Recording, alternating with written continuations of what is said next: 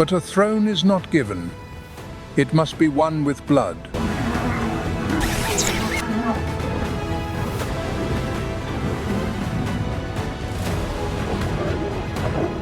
A new dynasty can only begin when the legacy of the predecessor is utterly erased.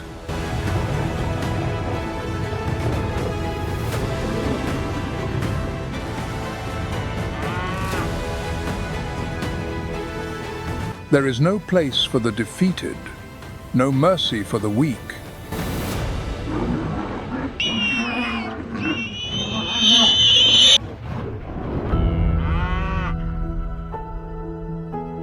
This is the most primal of wars, the war for the right to exist.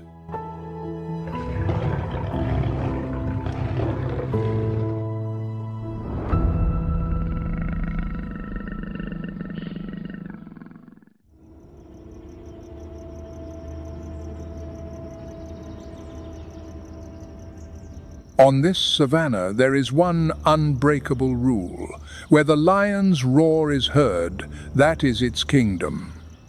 All trespassers must pay the price.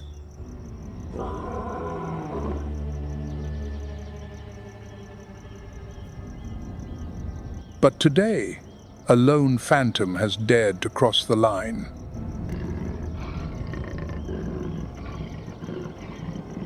This is Zara. For her, a precious meal is worth risking everything.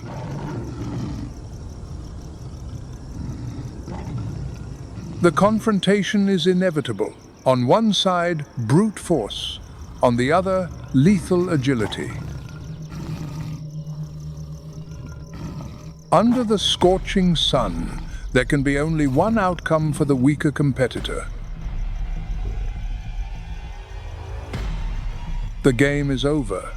The intruder has been cornered, facing the Queen's wrath.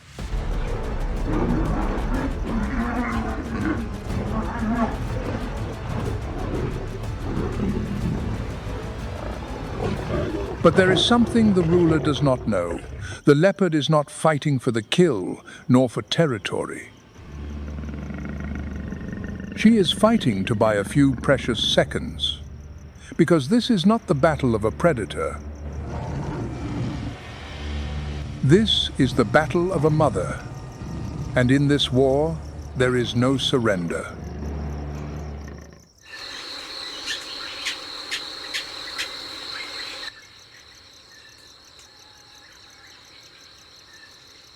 The chameleon, a magician of the natural world, a creature that seems to have stepped directly from the pages of fantasy,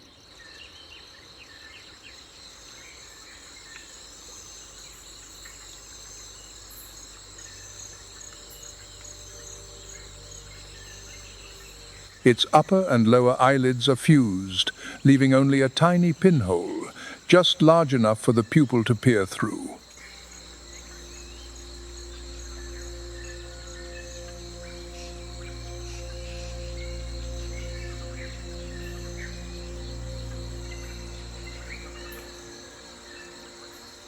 This remarkable eye can pivot almost 180 degrees, granting it a near panoramic field of view.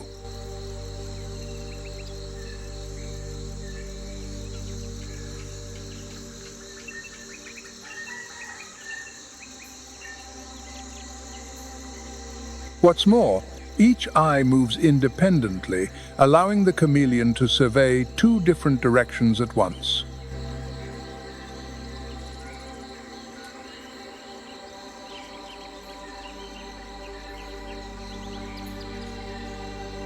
But when prey is spotted, both eyes lock onto the target with absolute, unwavering focus.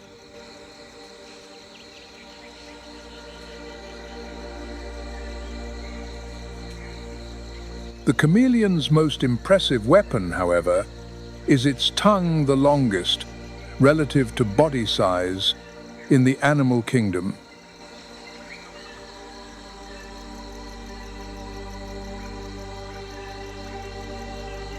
It keeps its tongue folded inside its mouth, much like an accordion, ready to be deployed.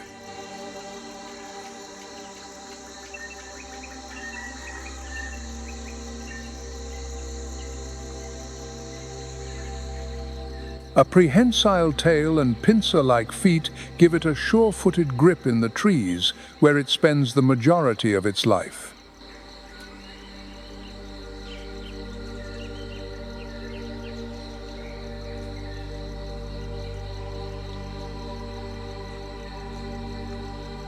High on a branch, the chameleon's delicate mating ritual unfolds.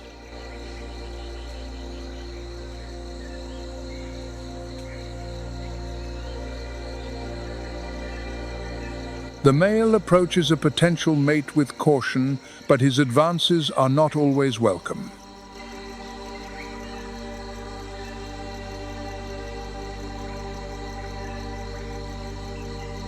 A rejection can be quite emphatic, but when a pair is formed, it is a magical moment in the continuation of the species.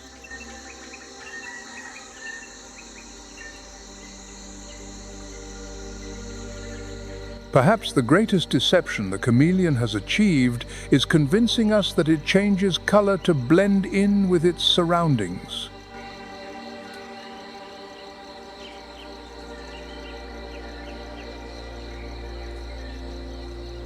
The truth is, they alter their hue in response to temperature, their mood, and to communicate with one another.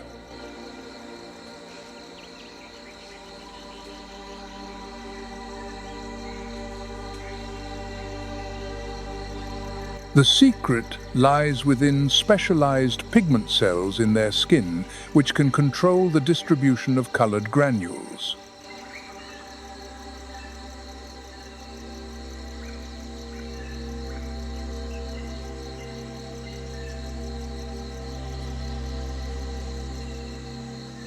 When the pigment granules are clustered in the center, the cell is nearly transparent. But when they expand, a vibrant color is revealed.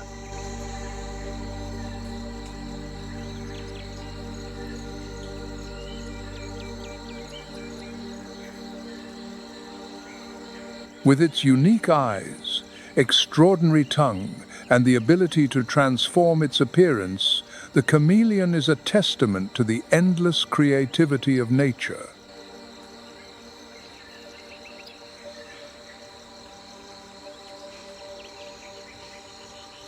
From the high branches where chameleons hide, we now leave the lush canopy of the African savannah and descend to the scorched earth.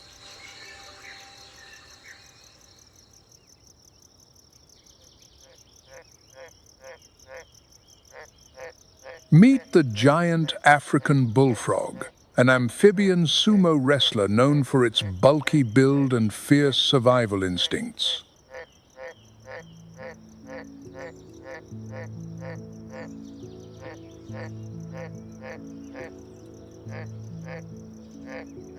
When the harsh, dry season sweeps across the African savannah and the temporary ponds dry up into cracked earth, the giant African bullfrog burrows deep underground.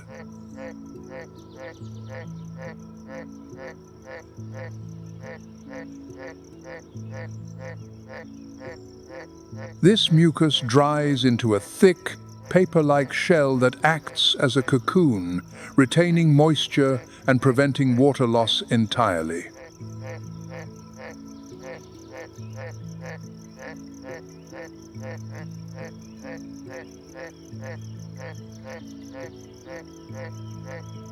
In this state of estivation, their metabolism slows down significantly.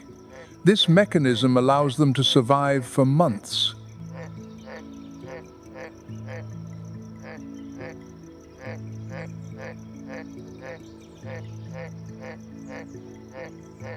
Then, with the ground softened, the air cool and alive with sound, the giant African bullfrog awakens.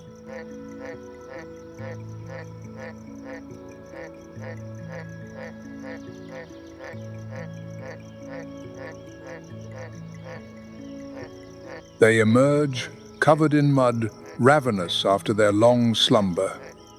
It is the beginning of a new life.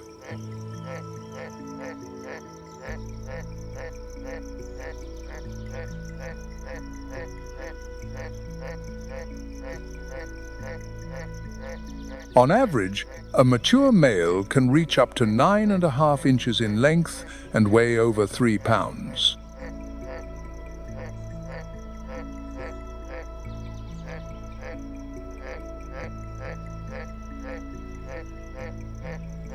Their muscular bodies, thick skin, broad heads, wide jaws, and powerful bite make them true prey-crushing machines.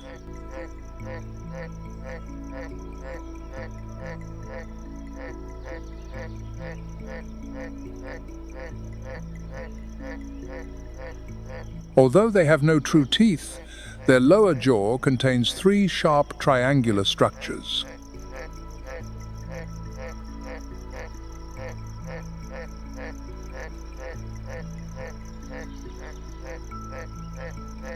They eat anything that fits in their mouth: insects, spiders, small lizards, baby snakes, young birds, mice, and even other frogs.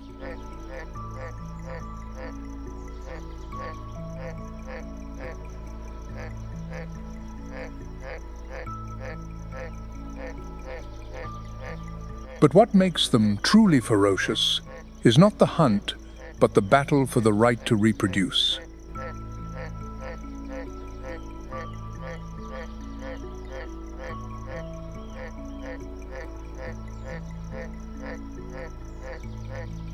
When the rain-filled puddles form, male giant African bullfrogs gather from all directions.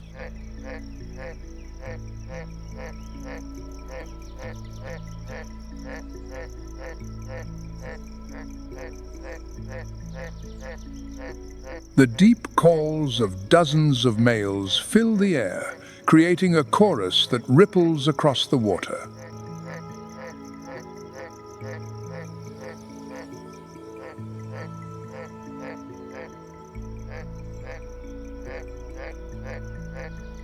It is not just a love song, it is a giant sumo tournament.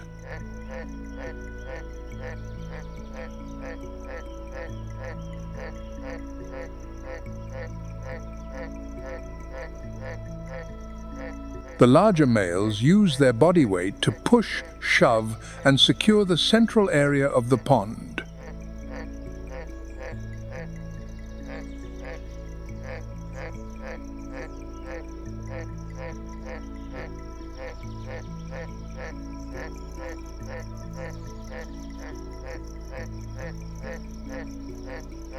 The smaller males are pushed to the edges, where the water is shallower and warmer, less attractive to females.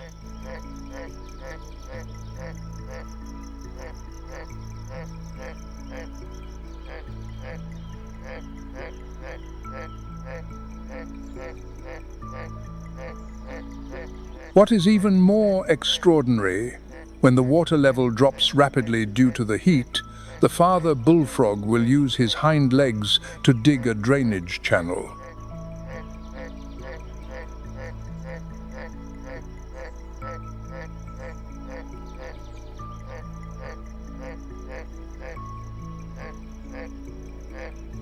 This behavior is one of the rarest forms of paternal care ever observed in amphibians.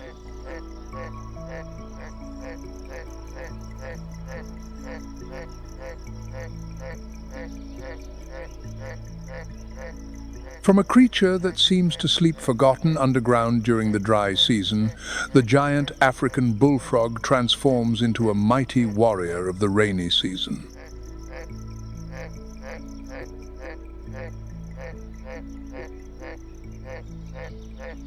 If the giant bullfrogs stop at headbutts and wrestling in their fiery matches to determine dominance, then in the world of the northern elephant seal, the beach becomes a veritable arena.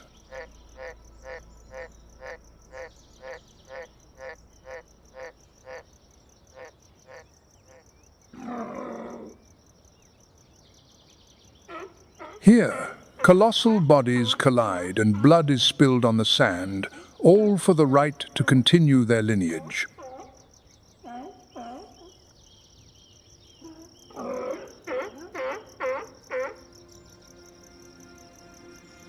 Northern elephant seals live primarily along the west coast of North America, from Baja California in Mexico to the coastal reserves of California, USA.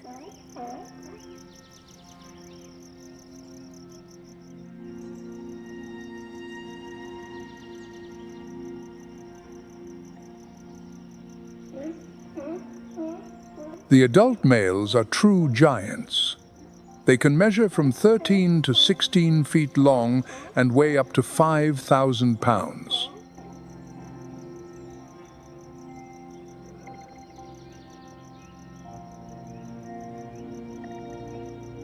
The females, meanwhile, are considerably smaller, about 8 to 10 feet long, and weighing from 1,300 to 1,800 pounds.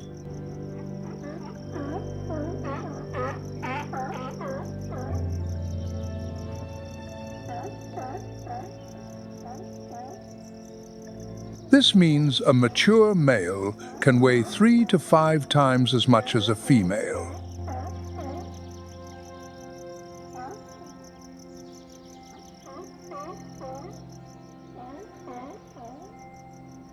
The first thing that strikes you about a male is not just its size, but its face, specifically its large, inflatable nose, like a proboscis.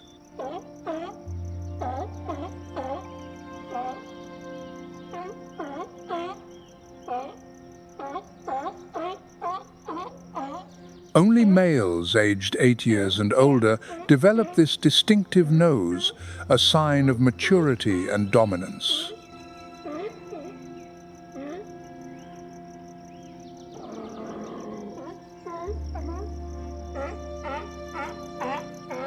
From about December to March each year, the Pacific coast becomes increasingly chaotic.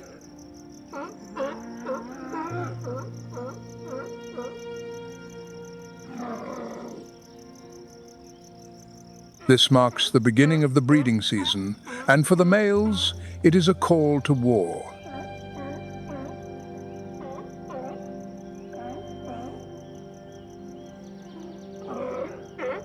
And to secure that patch of land, he must fight.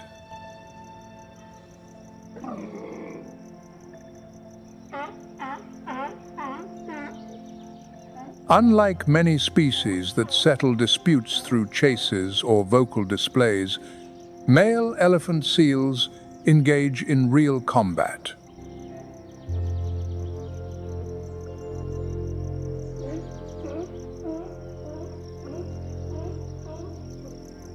To survive in this arena, the males have evolved a thick, calloused shield of skin on their neck and chest, like a built-in biological shield.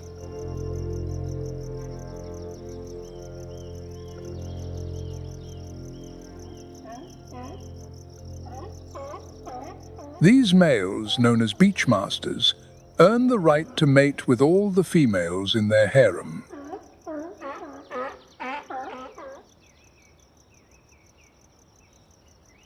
If the beaches of California are the battlegrounds of giants, where every clash is measured in roars and brute force,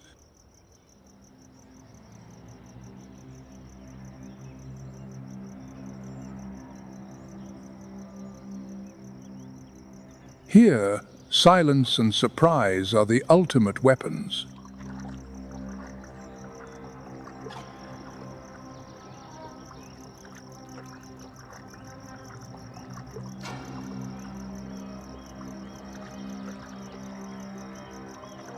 Strength is not about size. It is encapsulated in the cunning, speed, and cold precision of a killer instinct.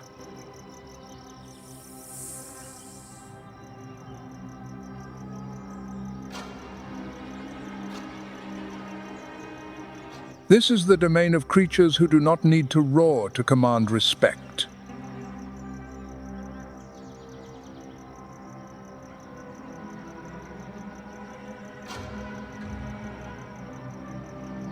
Along the reedy bank, a mature yellow anaconda slowly slithers towards the water's edge, its yellow skin patterned with black saddle-like blotches.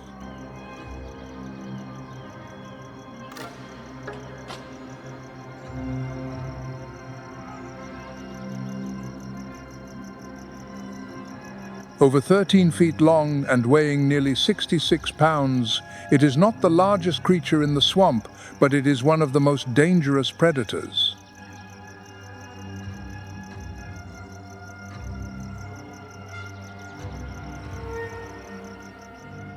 It has just spotted something moving on the surface, a slight, almost silent ripple.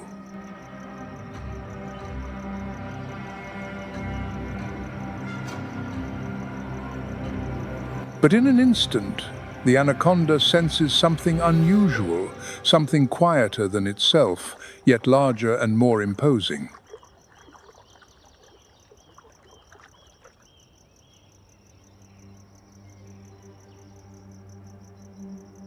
This is the Yacaré caiman, a native crocodilian that dominates nearly the entire South American wetland system.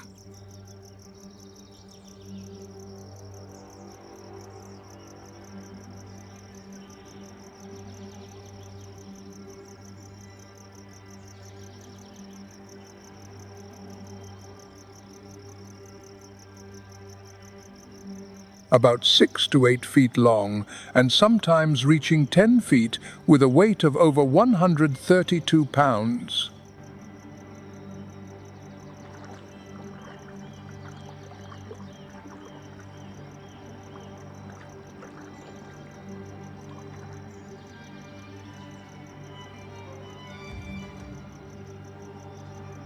Its unusually long lower jaw teeth pierce through its upper jaw, creating a permanent sneer that seems to mock anyone.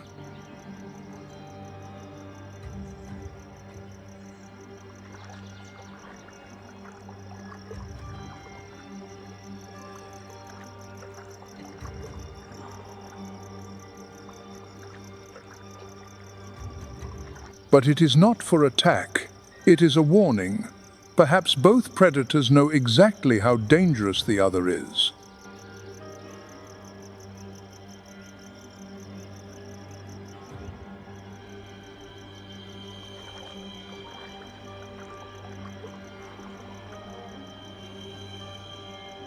The anaconda glides away swiftly and slips into the water. However, in the vast wetlands of the Pantanal, the Yacaré caiman has a mortal enemy.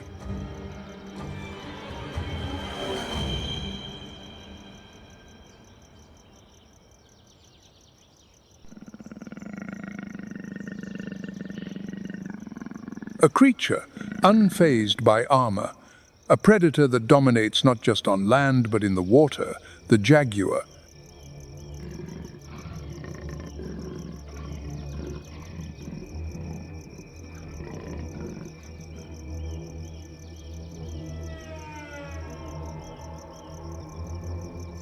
The largest cat in the Americas and the only member of the Panthera genus known to be an aquatic predator, weighing up to 220 pounds.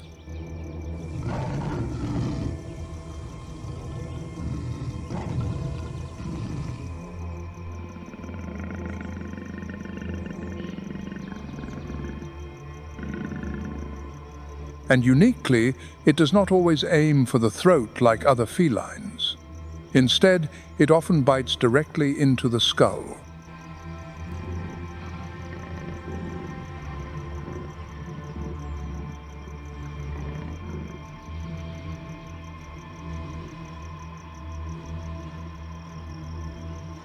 They prefer to ambush, especially when the Yacaré caiman is basking in the sunday.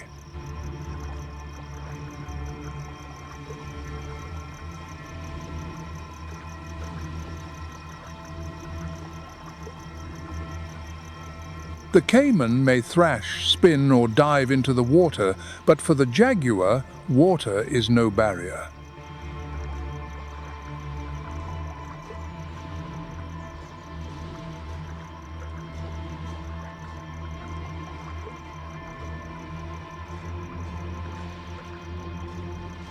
Even the yellow anaconda, a snake with almost no fear in the water, dares not confront a jaguar head-on.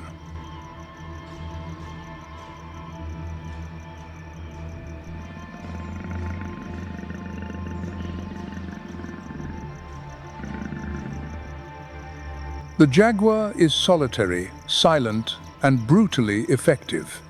In the Pantanal, there is no single absolute ruler.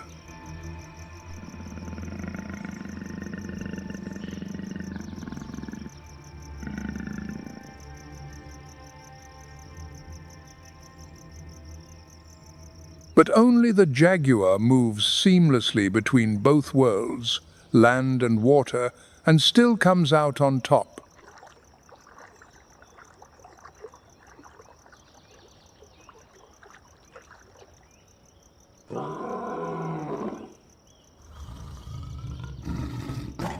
Despite being known as the big cat with the most powerful bite, over 1,500 pounds per square inch, the jaguar does not claim the title of the largest big cat.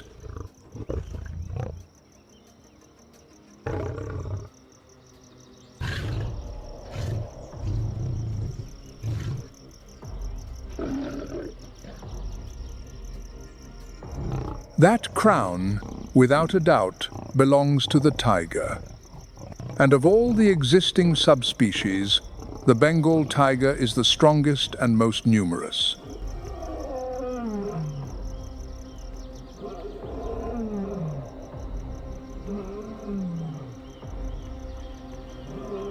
It accounts for over 70% of the global wild tiger population, with an estimated 3,600 individuals recorded in the wild as of 2024.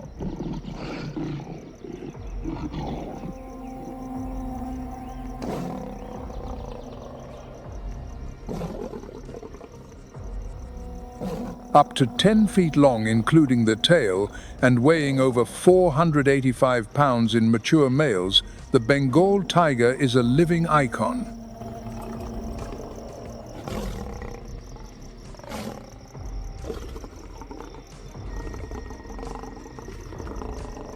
It is often hailed as the king of the jungle, the uncrowned monarch of the humid forests of South Asia.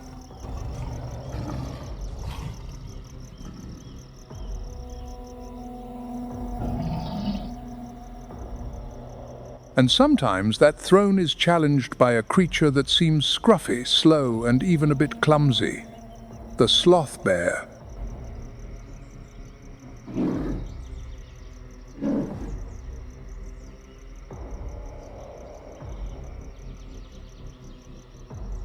The sloth bear is the only bear on Earth with a thick, shaggy coat like a matted jacket, a long snout like a vacuum cleaner.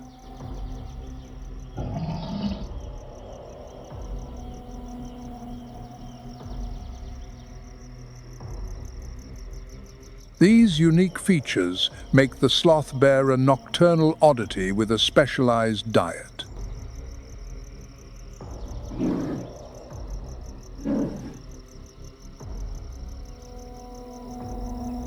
They primarily feed on termites and ants, capable of creating a powerful suction with their hollowed-out palate.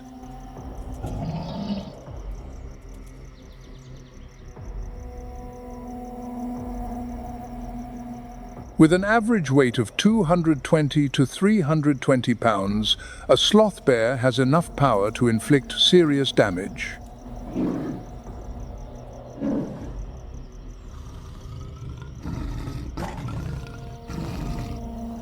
However, that does not mean a Bengal tiger cannot hunt them. In fact, they absolutely can.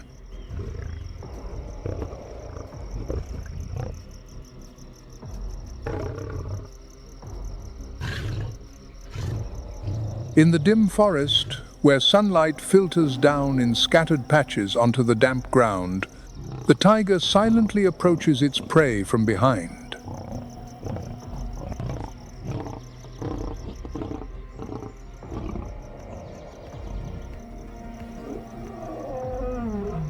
It can stalk in silence for minutes, even hours, waiting for a single perfect moment.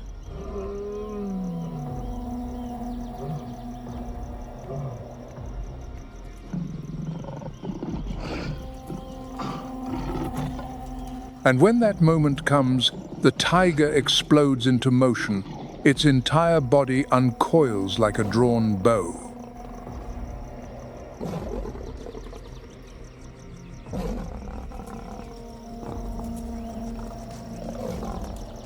It can sprint in short bursts, exceeding 37 miles per hour.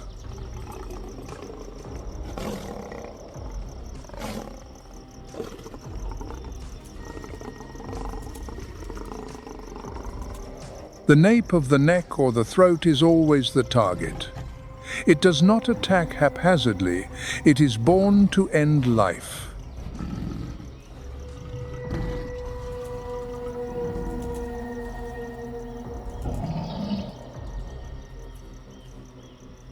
But sometimes the sloth bear fights back fiercely. It can stand erect on its hind legs, towering over even a mature tigress.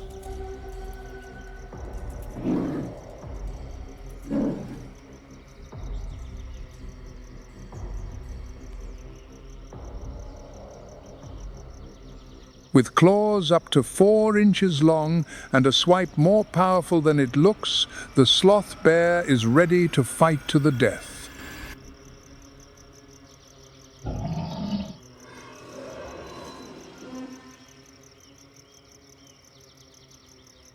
The sloth bear is the only bear that carries its young on its back for the first 6 to 9 months of their lives. When threatened, they do not flee.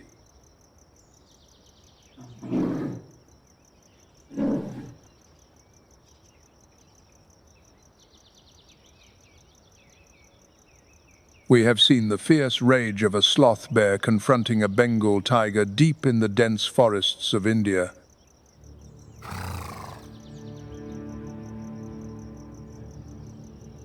But in the wild, it is not just about strength or courage.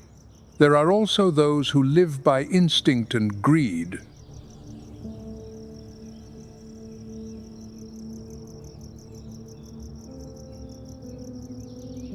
Now, let us turn to one of the most notoriously voracious creatures in the animal kingdom, the Komodo dragon.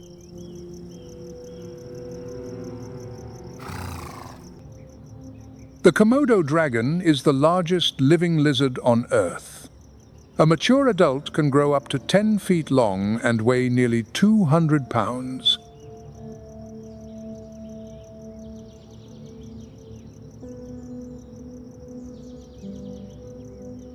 They are found only on 5 small islands in the southern seas of Indonesia.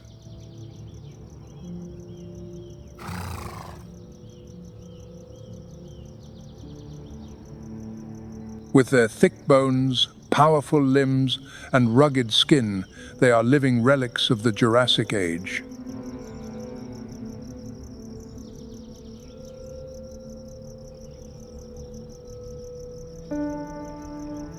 But what makes the Komodo dragon truly fearsome is not just its size or appearance, it is the way it hunts.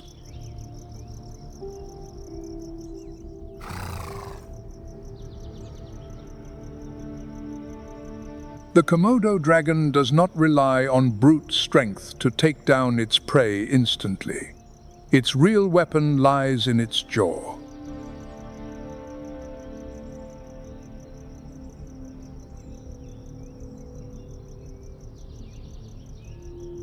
When it bites, it does not clamp down like a lion or a crocodile. Instead, it pulls back with force, tearing flesh and skin.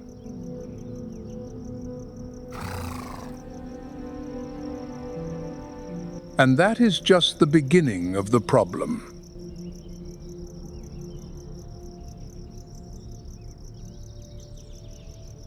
Modern research, particularly from Dr. Brian Fry's team, has revealed that Komodo dragons possess venom glands.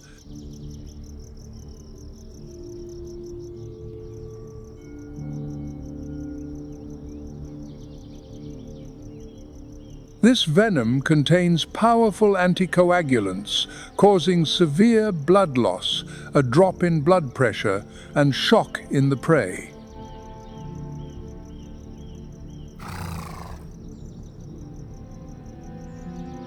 After a single bite, the Komodo can release its prey, then patiently track it with its forked tongue.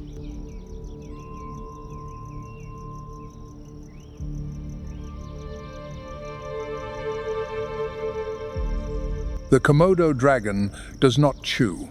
Its teeth are not for grinding. They are made for ripping meat into large chunks.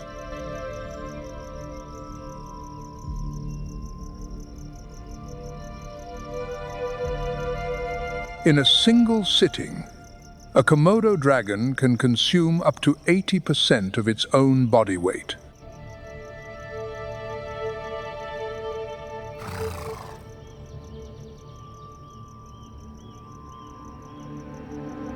Komodo dragons are also frequent scavengers.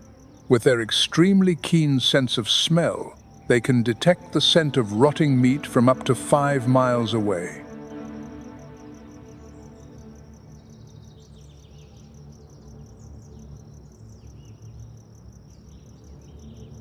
On the deserted and remote beaches of the Komodo archipelago, whatever washes ashore, if it is half edible, can become a precious meal.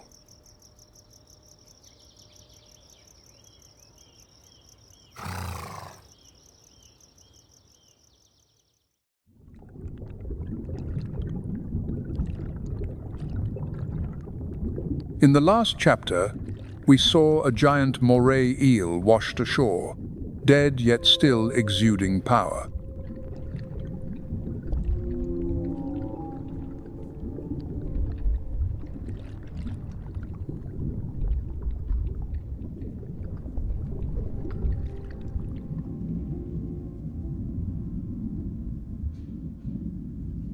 But in the deep sea, where darkness and crevices form a kingdom of their own, just how formidable is a moray eel in its true element?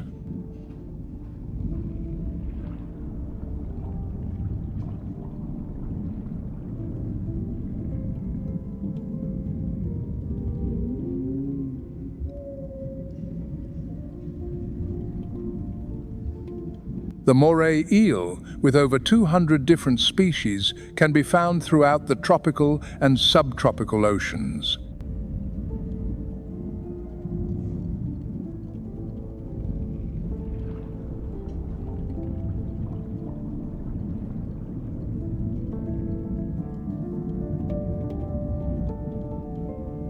Notable species include the California moray and the slender giant moray, the longest ever recorded at nearly 13 feet.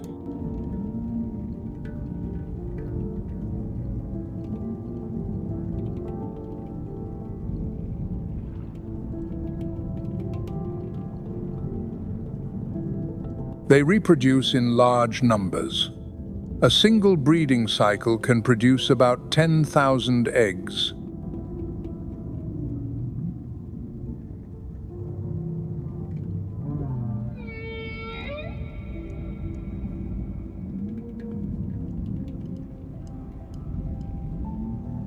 The biggest challenge for a moray is its cramped habitat in narrow crevices, which makes swallowing prey by suction impossible.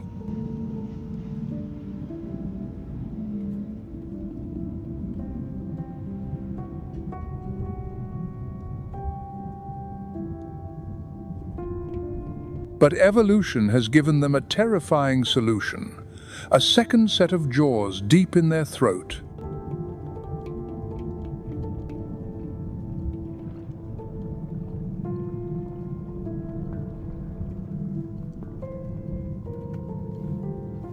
As the outer jaws hold the prey, this inner pharyngeal jaw launches forward with needle-sharp teeth.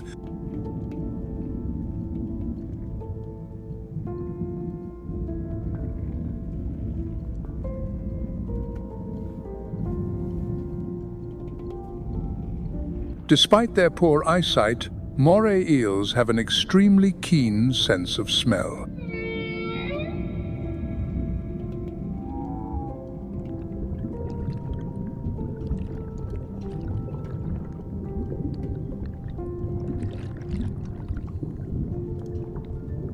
They constantly pump water through their tube-like nostrils, which act as scent-tracking antennae to detect prey.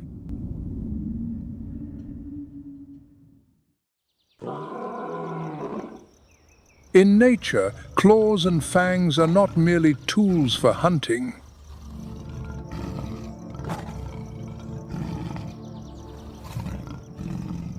They are symbols of power, survival instinct, and the brutal legacy of evolution.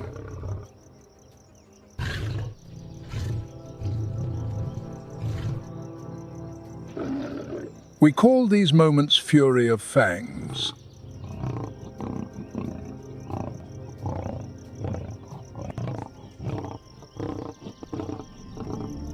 Because behind every bite, every seemingly instinctual clash, there is a deeper motive.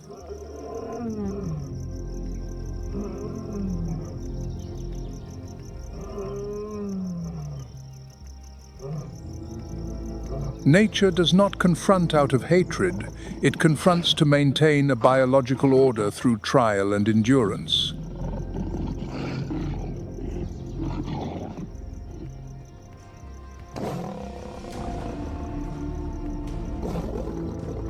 This brutality is not chaos, but a natural order etched into the genetic code of every living thing.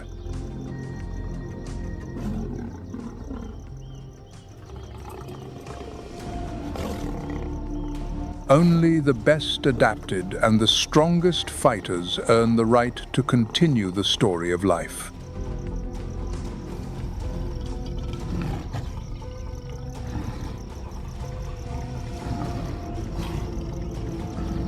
From the harshness of the wild, we learn the value of courage.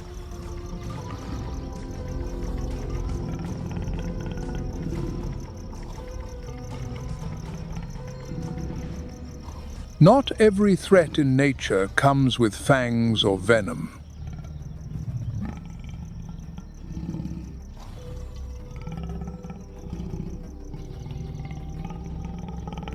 It is the climate that changes daily, the silent gunshots that echo behind the foliage.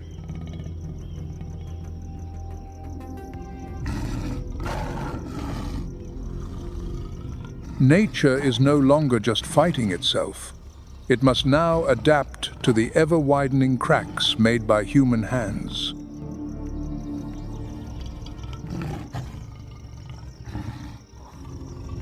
The battle is no longer confined to predator and prey.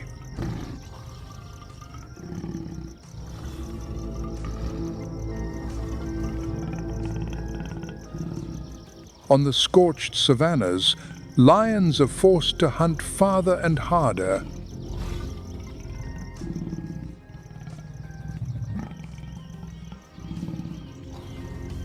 Rising temperatures deplete water sources, forcing lionesses to lead their cubs across vast expanses.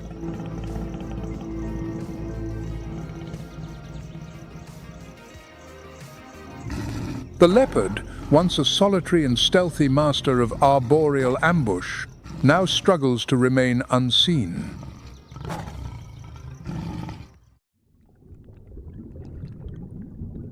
Across the oceans, the octopus faces a different challenge. Changing water temperatures disrupt its chemosensory abilities.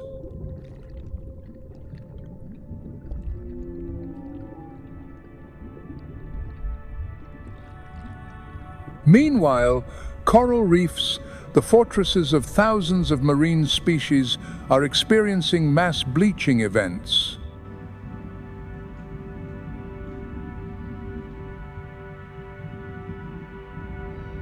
When ocean temperatures exceed their tolerance, coral polyps expel their symbiotic algae.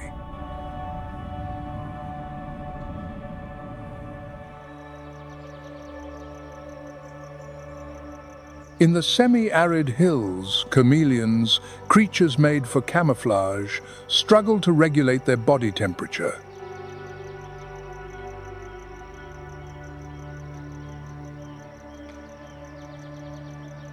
Their skin can no longer shift colors fast enough to keep up with the temperature changes.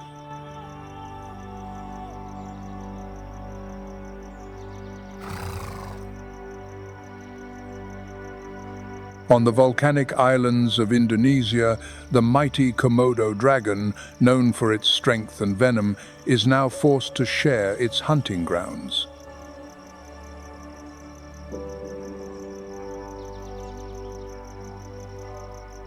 The forests shrink to make way for agriculture and tourism.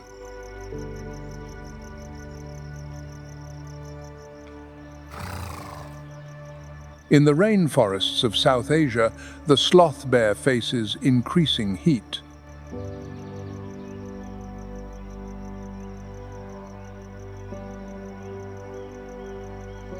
They once foraged at night for termites and ants to avoid the heat.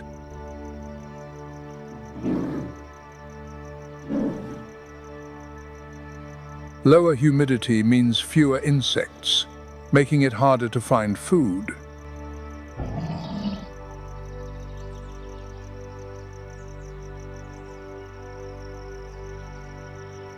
Above the forests, another kind of pressure lurks.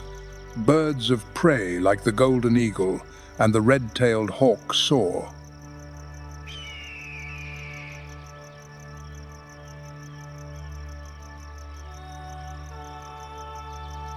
Rapidly rising temperatures create unpredictable thermal updrafts, making it harder to glide and hunt.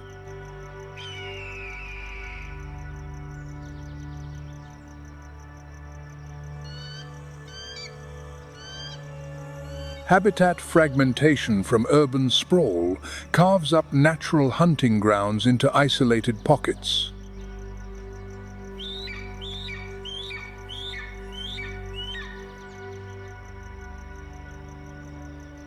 In the hidden layers of the mangrove forests, American eels are struggling on their reproductive journey.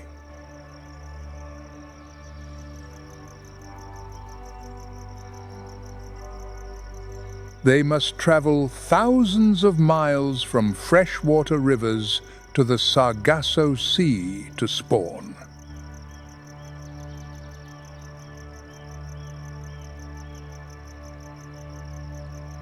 Every arena of nature now faces a new kind of enemy.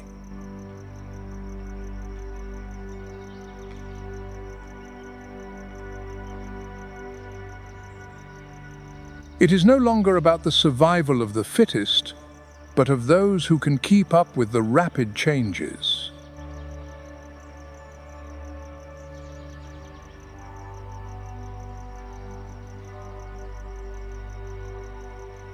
Extinction does not always come with a roar.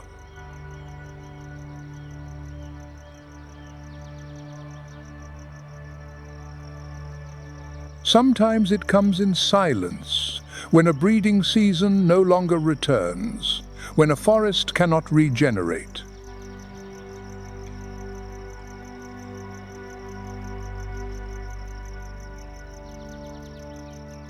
And if we do not listen, the last breath of a species will not echo in the wilderness.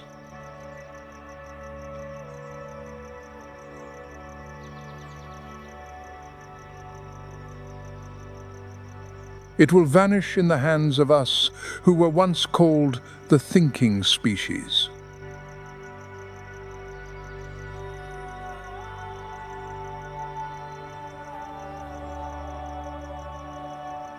And then, as the last claws begin to weaken against the growing harshness of a changing climate,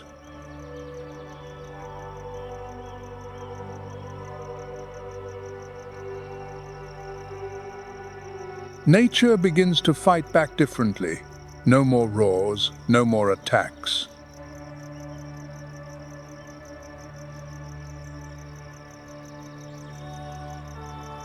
Today's battle is not just between predator and prey.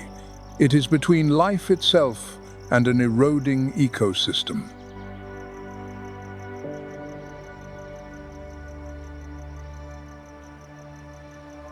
However, within that picture, there are silent efforts stirring a countercurrent.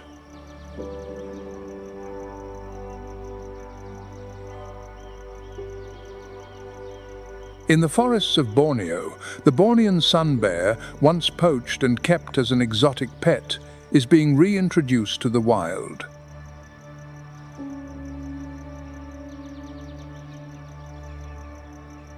In Indonesia, coral reefs bleached by the 2023 marine heatwave are being restored through microfragmentation.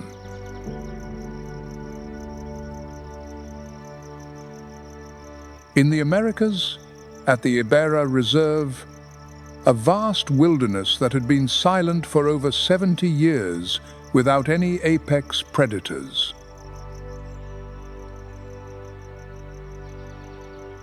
The year 2024 marked a historic turning point. For the first time in decades, the jaguar has been officially reintroduced.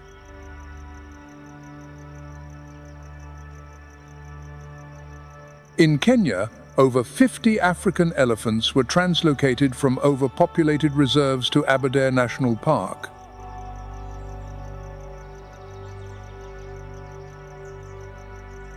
Meanwhile, in the United States, the Species Survival Plan has reported a population of 569 California condors.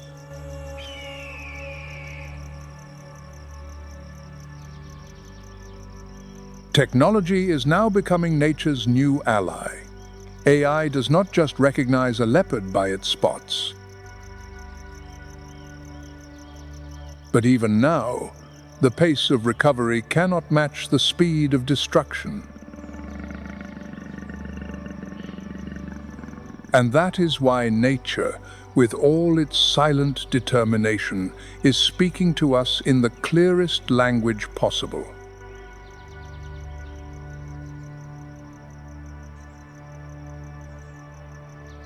We are not bystanders in this fight. Every cleared forest, every polluted river,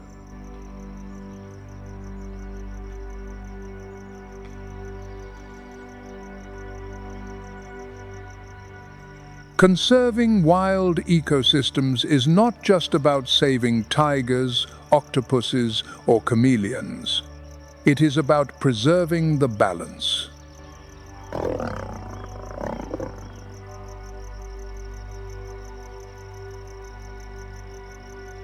From reducing consumption of wildlife products, limiting single-use plastics, to supporting reforestation.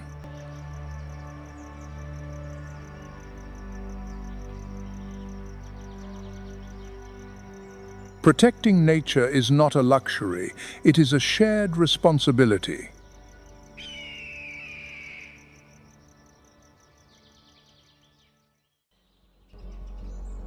As the midday sun beats down on the savannah, turning the air into a shimmering veil, a calculated silence falls.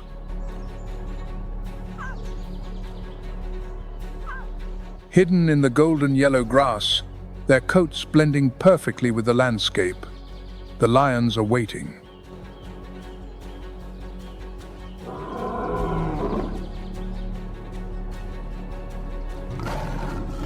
The lion is the only big cat that lives and hunts in social groups called prides, a complex structure that allows them to take down prey larger and more dangerous than any solitary predator would dare to dream of.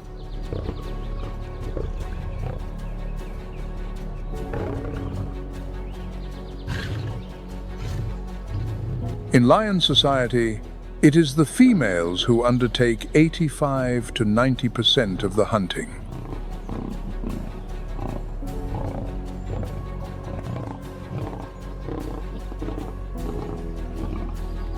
Their bodies are perfect machines for lightning-fast ambushes, built for short but terrifying bursts of power, capable of accelerating up to 50 miles per hour.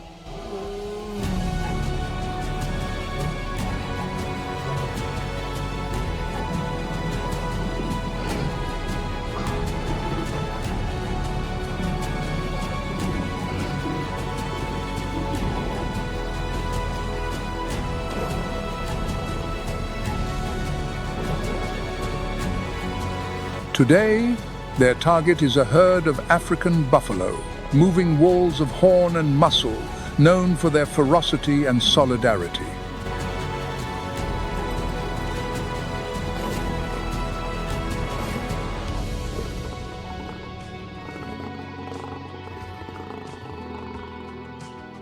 The hunt begins not with a roar, but with absolute silence.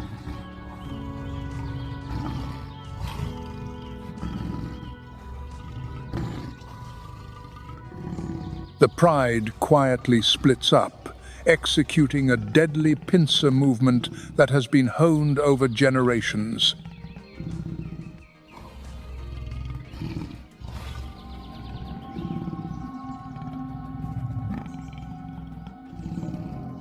A few act as decoys, while the most expert hunters silently encircle, isolating a large buffalo on the edge of the herd.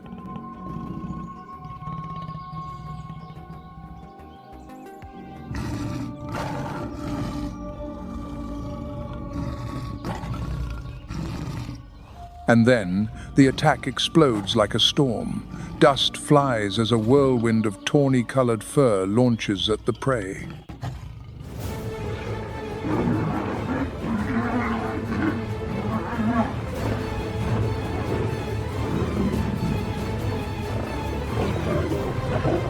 It is a battle of pure power. A lioness leaps onto the buffalo's back, her claws digging in to maintain her balance against the frantic bucking.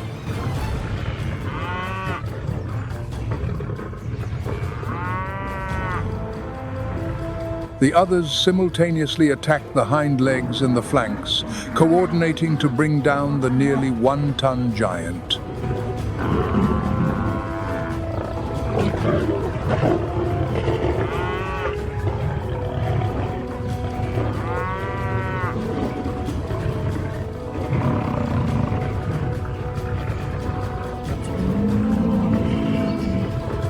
When the colossal buffalo finally succumbs to exhaustion and blood loss, a decisive bite to the throat ends the struggle.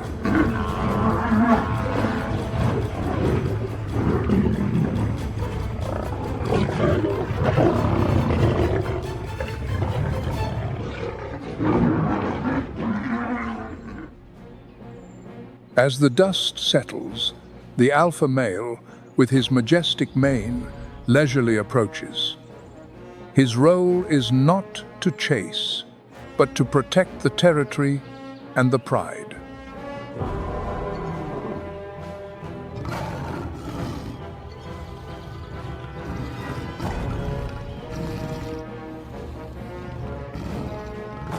After a successful hunt, he has the right to eat first. His possessive roar enough to deter any scavenger, even the most numerous hyena clans.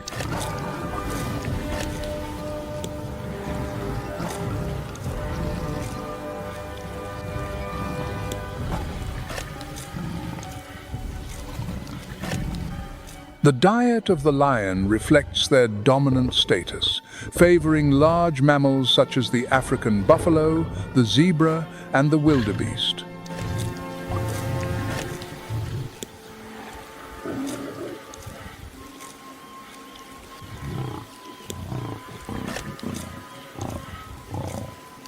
The feast of the rulers begins, but on the savannah, no feast is a private affair.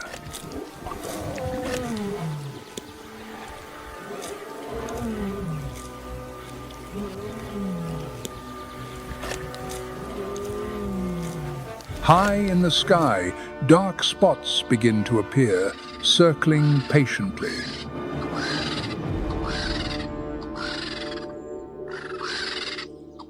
They have smelled death from miles away.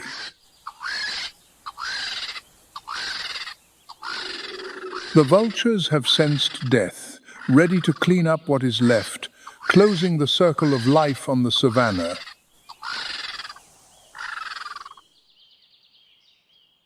In the dry season, the savannah contracts around the few remaining waterholes. The daytime temperature soars to over 95 degrees Fahrenheit. A giraffe lowers its nearly 6-foot-long neck to drink, slowly but always alert. A Nile crocodile lies still for hours, waiting for a single mistake.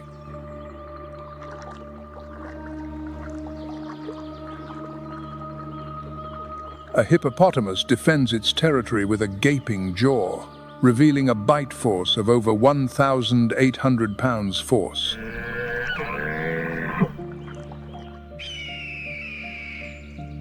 Above, an African fish eagle circles and dives as soon as it spots the shadow of a fish.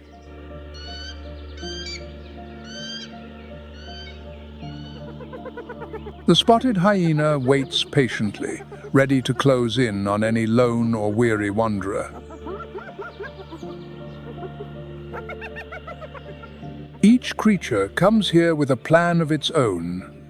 These waterholes are the fragile boundary between life and death.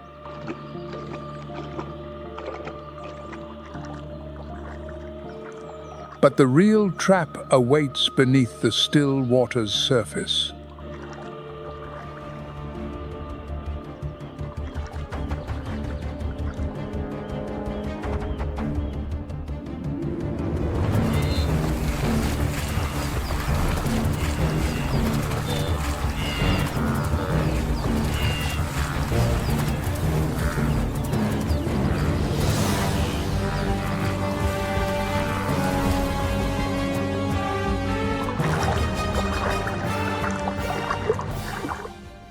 Imagine you are driving through the vast grasslands of the savannah, where the dry season sun scorches the earth and every blade of grass trembles.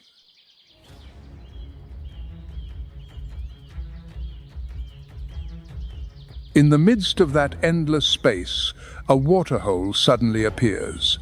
Here, a vibrant gathering takes place.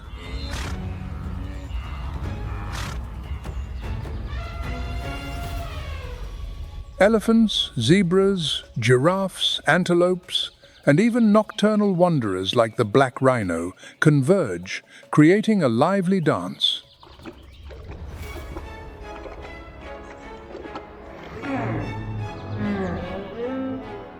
The waterholes on the savannah can form naturally or be created by human intervention.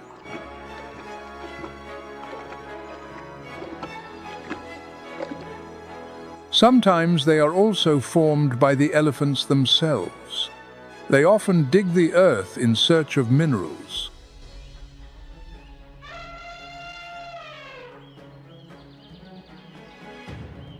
Over time, these small pits can develop into long-term water sources, creating miniature ecosystems.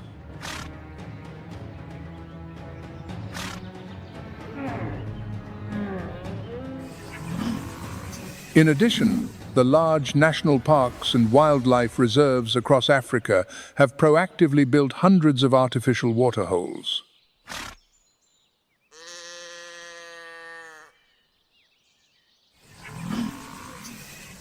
In Kruger National Park in South Africa, in the 1980s, about 300 waterholes and 50 reservoirs were developed.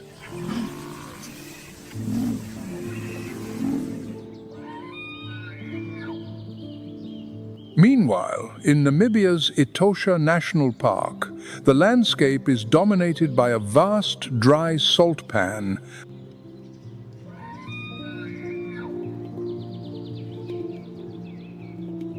Here, the system of waterholes is more evenly balanced between natural and artificial sources. Some of Etosha's most iconic waterholes have become gathering points for wildlife and destinations for tourists from all over the world.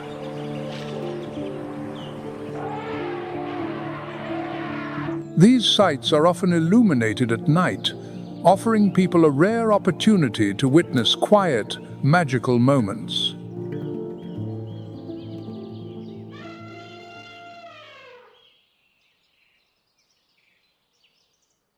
As the first light of dawn breaks, the African savannah enters one of the few cool moments of the day.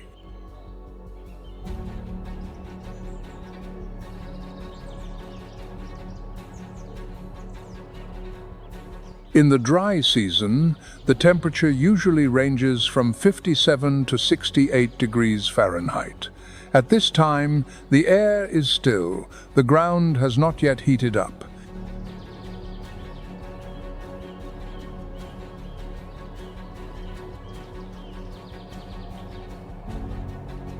This is the characteristic hour for the arrival of the small, cautious herbivores. They come early to take advantage of the quiet when the predators have not yet begun their activity.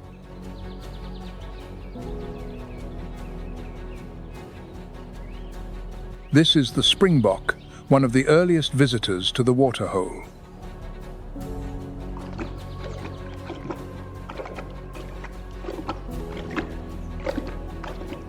They never travel alone, always in groups. Each one keeps just enough distance to avoid being trapped if something goes wrong.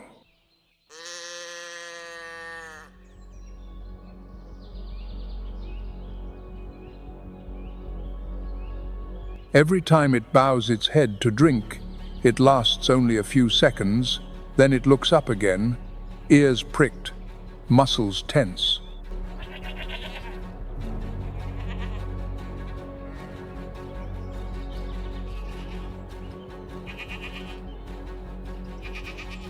When agitated or excited, the springbok leaps high into the air from 6 to 10 feet with an arched back and the white patch of fur along its spine erect.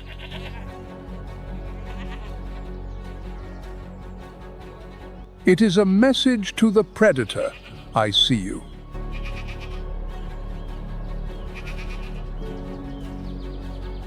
Footage from the camera systems shows that they only spend brief moments at the waterhole, unlike species like the zebra that stay longer.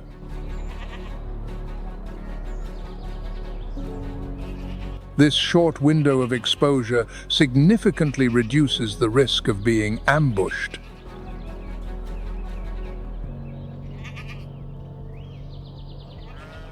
And as caution retreats, another commotion immediately fills the air.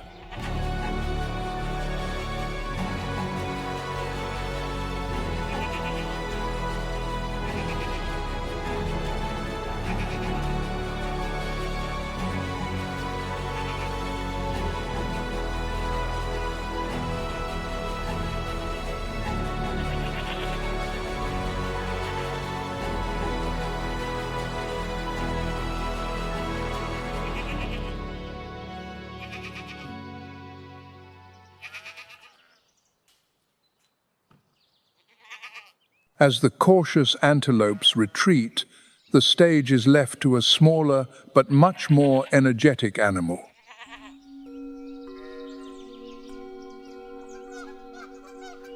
Each flock usually consists of 10 to 25 individuals moving together as a cohesive social unit.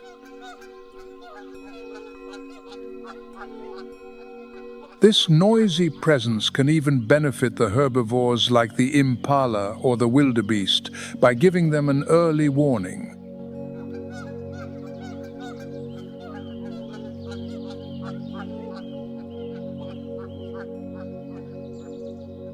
The alarm call of a guinea fowl can travel up to 164 yards in open terrain.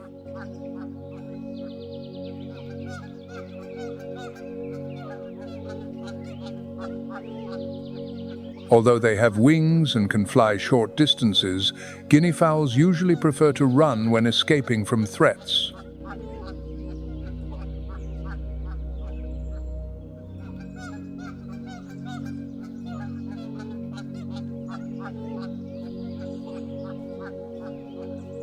They can sprint at speeds of up to 22 miles per hour and have the ability to change direction quickly.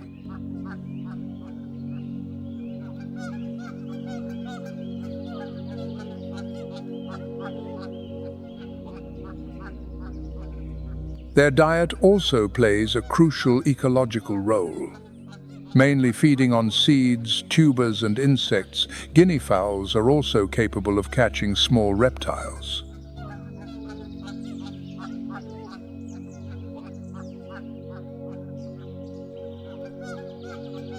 The muddy belt around the waterholes is an ideal place to forage, especially in the dry season when insects are attracted to the moisture-rich areas.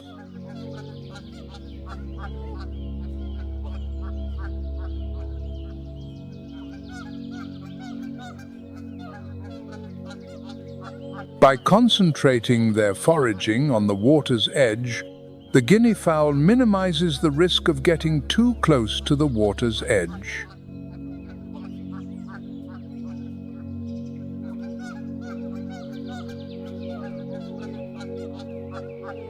It is estimated that there are about 28 to 30 million individuals in the wild. Most live outside of protected areas and have adapted well.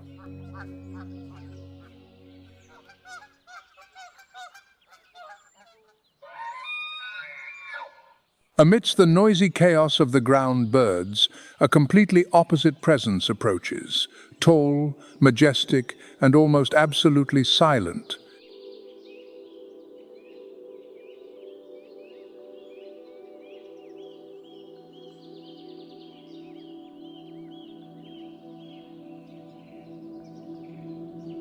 Unlike many other herbivores that tend to move in the early morning or late afternoon, the giraffe mainly drinks from noon to late afternoon.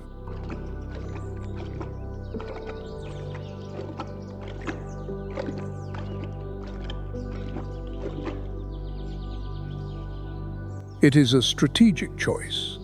Predators are less likely to be lurking near the waterholes during the midday hours, as lions, leopards, and hyenas usually retreat to the shade to rest.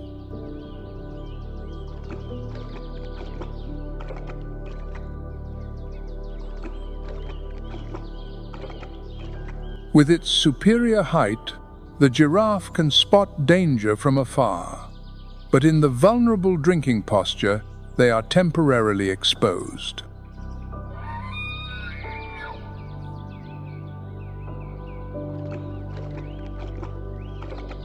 They do not keep their heads down for long. Each sip lasts only a few seconds, quick, deliberate, always followed by a lift of the head to scan the surroundings.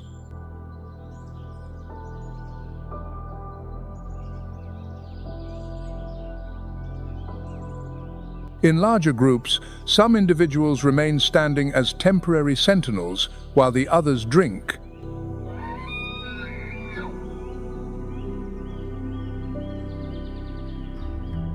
The height, the most prominent feature of the giraffe, is both an advantage and a challenge.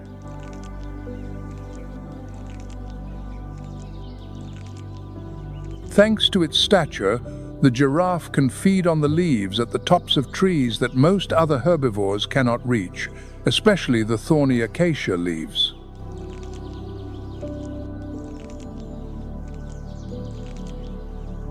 To handle these thorny meals, the giraffe uses its long, dark purple tongue, which is from 18 to 20 inches long.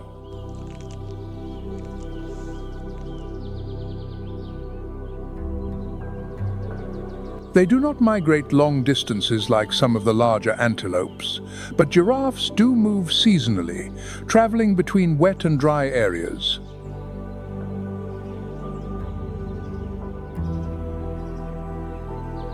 However, despite their enormous size, giraffes have a surprisingly light ecological footprint.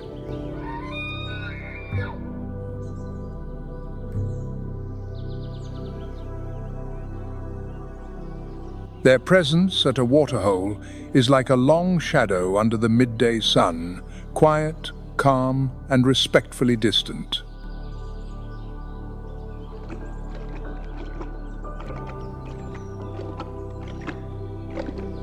They avoid waterholes with steep banks, deep pools, or obscured views.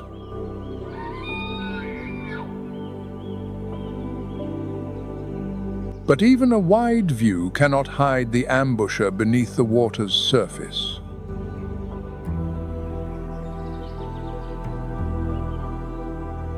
Instead, they prefer gentle slopes, clear water, hard ground, and a wide field of vision.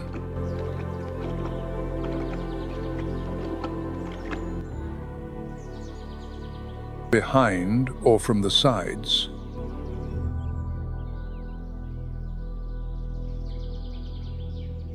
It lurks right in front of them, perfectly camouflaged as a floating log, waiting for that single moment of vulnerability.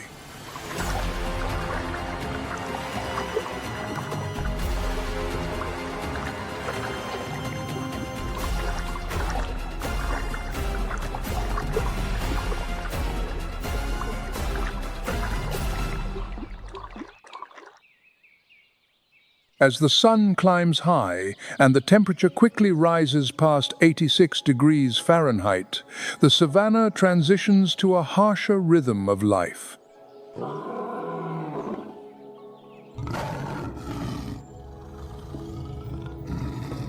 The air becomes dry and sharp. The sunlight whitens the ground and the waterhole loses its early morning tranquility.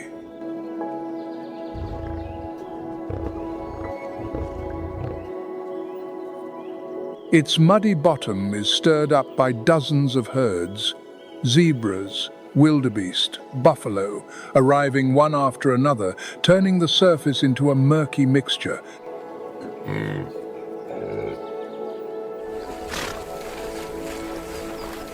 Beneath that murky water, peace is but a fragile illusion.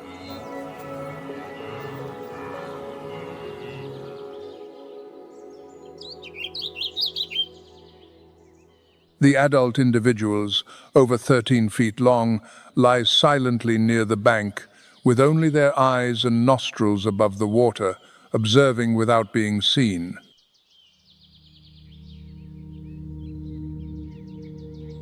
They do not need to move much. Just a well-timed upward snap as a gazelle lowers its head is enough to pull the prey under the water.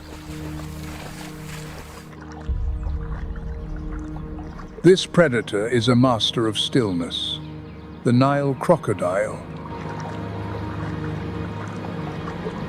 With a single lunge, attacking at a speed of up to 40 feet per second, the prey is pulled under the water before it can even cry out.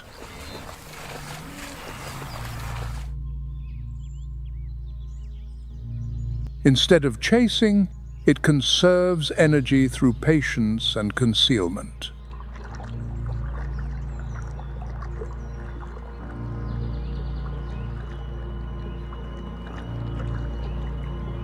With a body that can be over 16 feet long and weigh more than 1,500 pounds, they have enough strength to drag an adult zebra into the water instantly.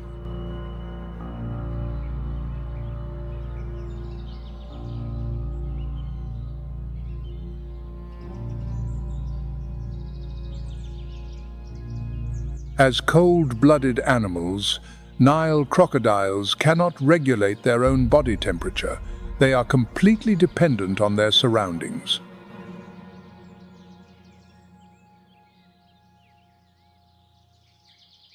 When the water temperature is around 86 to 91 degrees Fahrenheit, they lie motionless, conserving heat and minimizing energy loss.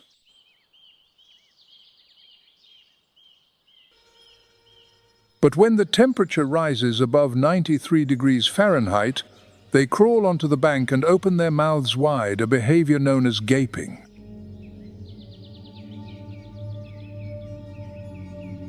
Not to threaten, but to cool down.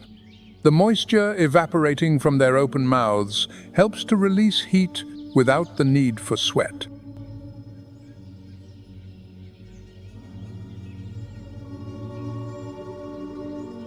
The adaptability of the Nile crocodile is the product of millions of years of evolution.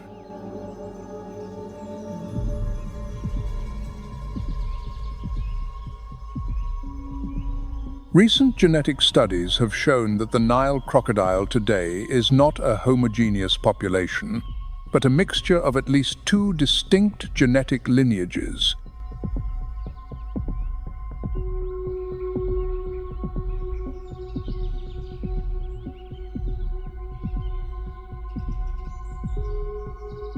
One lineage is dominant in eastern and southern Africa.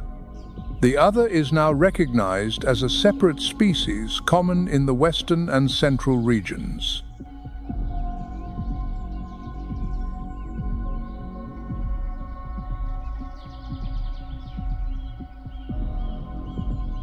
Their diet reflects a progression through their life stages. Young crocodiles under 5 feet long feed mainly on insects.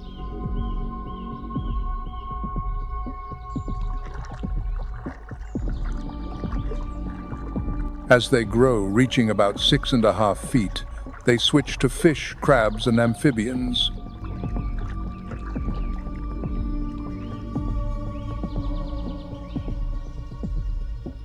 When fully mature, they begin to hunt primates, antelopes, and even young buffalo, prey that can weigh over 220 pounds.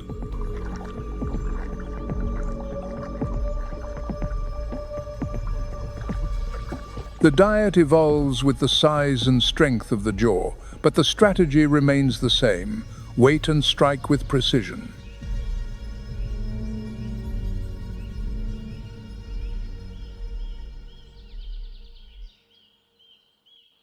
A crocodile lies completely motionless, with only its eyes and nostrils above the water. No one sees it move.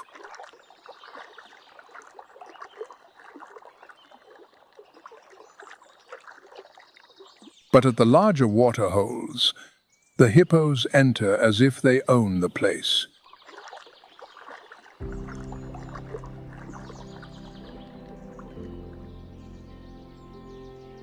They do not swim, they glide across the muddy bottom.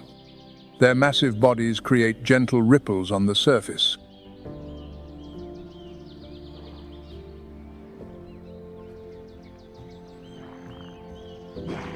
There is no friendship between these two species, but there is no war either, at least not when each knows its place.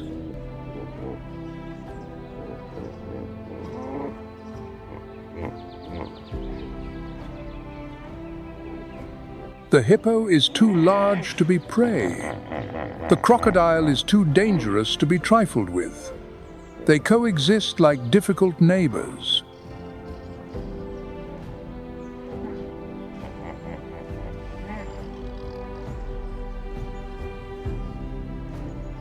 But sometimes that fragile balance breaks when the waterhole shrinks too much in the dry season.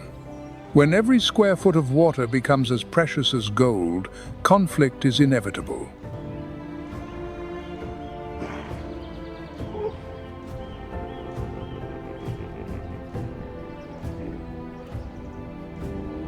As the dry season drags on across the savannah, the earth cracks under the scorching sun, and the hippopotamus herds begin to make their way to the last remaining waterholes.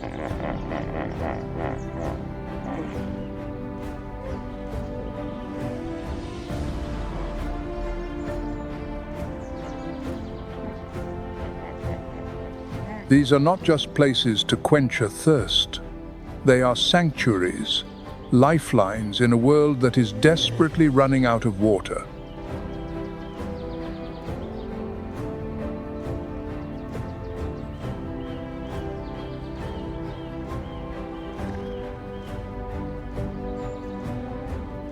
At the peak of the afternoon, when the air temperature can rise above 104 degrees Fahrenheit, the hippos are completely submerged in the warm water, keeping their body temperature stable.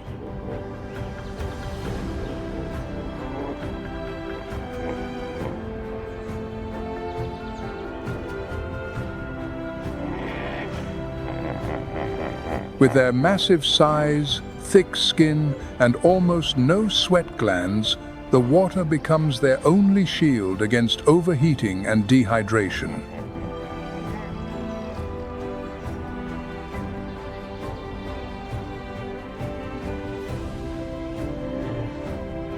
Each adult hippo can weigh over 3,300 pounds, but they are not clumsy in the water.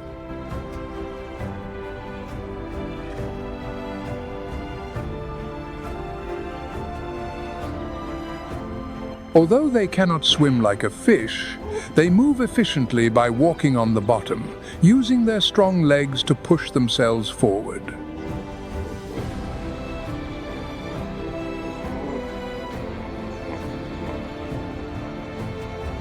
This method allows them to stay submerged for hours, surfacing only for a moment to take a breath before diving back down.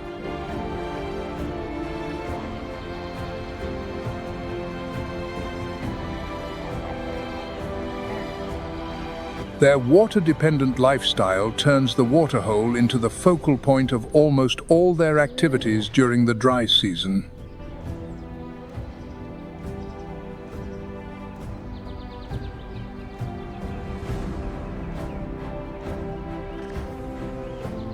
But as the surface area shrinks, the space between individuals begins to close and tensions rise.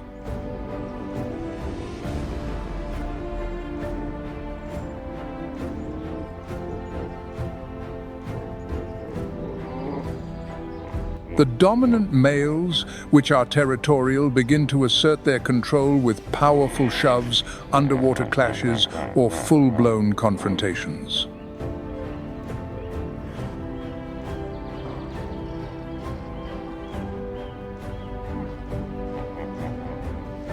In such a confined space, even the act of gaping can signal a challenge.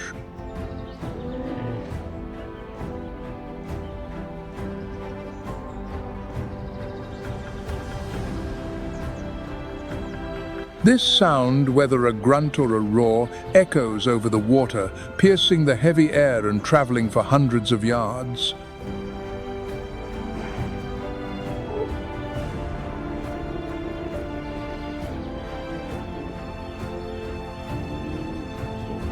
Among the individuals, territorial marking plays a crucial role.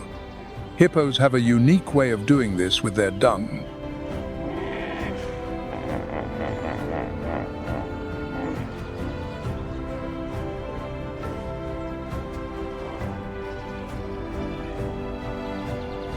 As the environmental pressure increases, these signals become more important than ever, helping the individuals to avoid unnecessary conflicts.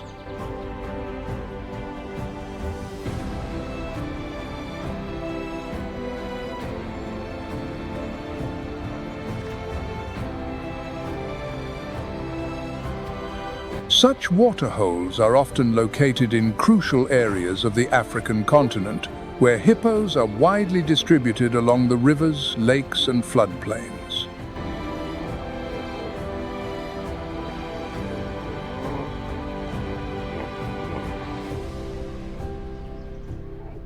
However, in recent decades, that range has gradually shrunk due to habitat loss and increasing pressure from humans.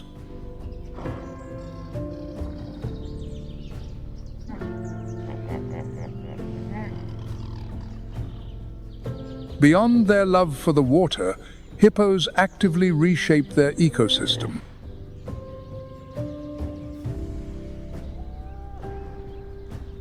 As they move through the landscape, they inadvertently create new channels, directing the flow of water and helping to retain moisture in the soil.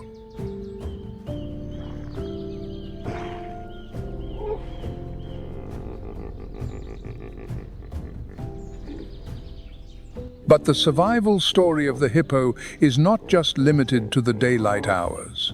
As night falls and the moonlight shimmers on the still water, the hippos begin to leave the waterhole, heading inland to graze.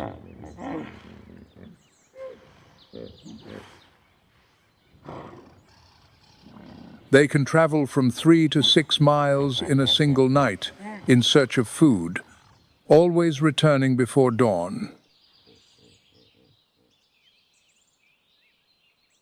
In the shadows, predators like the lion, the leopard, and the spotted hyena begin to move towards the waterholes.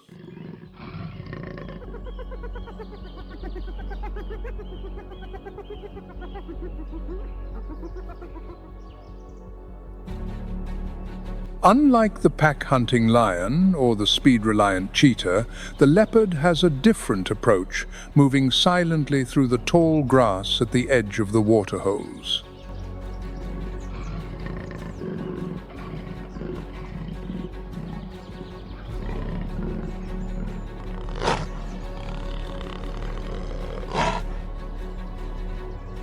After a quiet rest and drink at the now cool waterhole, the leopard begins its hunt.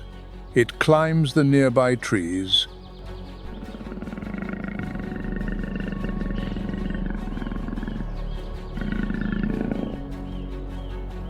The leopard may not be the fastest runner, but it is a master climber. With its sharp, retractable claws, it grips the bark like a seasoned mountaineer.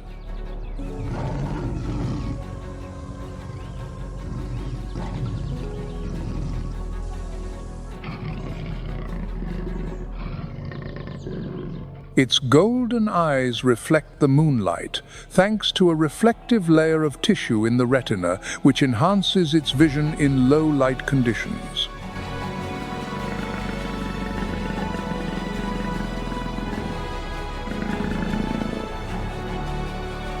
Unlike many predators, leopards do not frequent the waterholes to drink. They know these are risky places.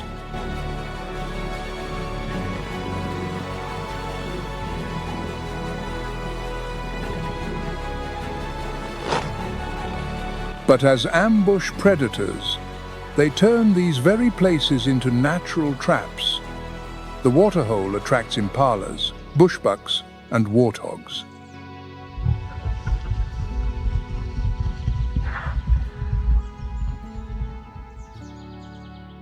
And all it takes is a single mistake, a moment of inattention for the prey to fall into the claws of one of the stealthiest hunters.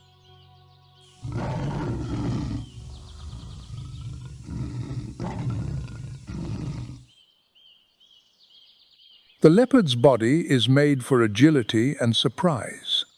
Although smaller than a lion or a taiga, an adult male can weigh from 66 to 143 pounds.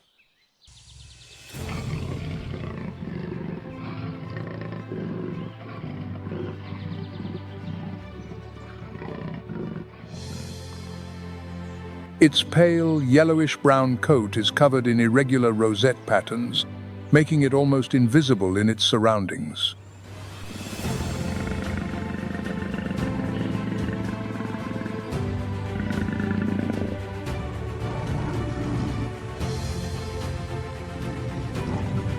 In the twilight, this camouflage becomes a perfect shield, allowing it to disappear among the bushes, the tree trunks, or the rocky ledges by the water's edge.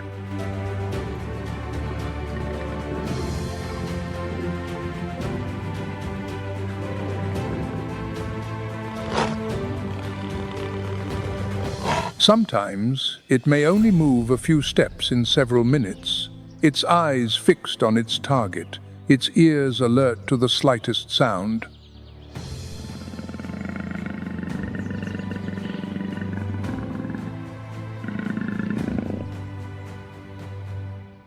And when the distance is close enough, usually just a few yards, it launches forward at a speed of up to 37 miles per hour.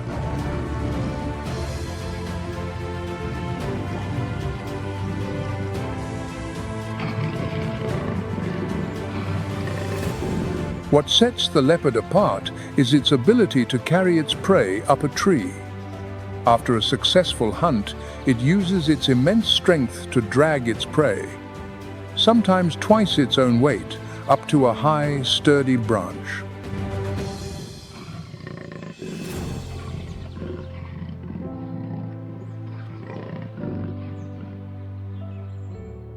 This behavior protects its meal from lions, spotted hyenas, or African wild dogs, and provides a quiet place to eat without being disturbed.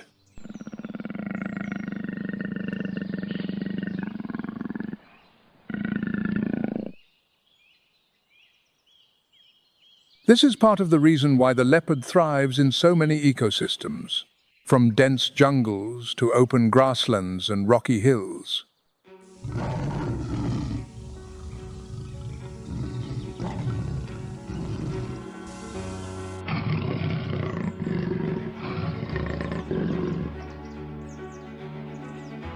Their diet is almost limitless. As opportunistic predators, leopards eat everything from insects, rodents, birds, and fish to ungulates.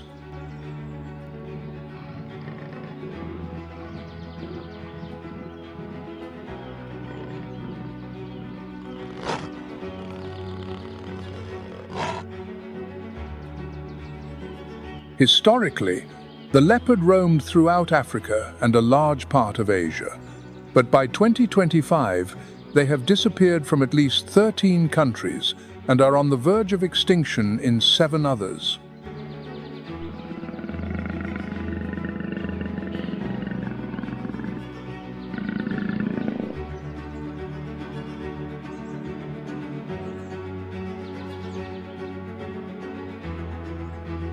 Across Africa, they now inhabit only 25 to 37% of their original range, with the highest numbers in Tanzania, Namibia, Botswana, and South Africa.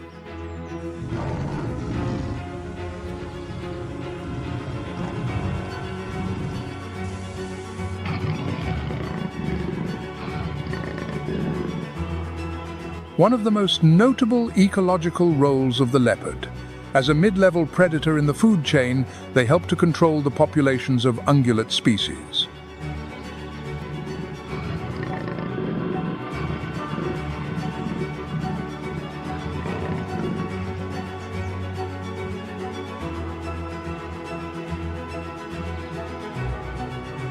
However, they face fierce competition.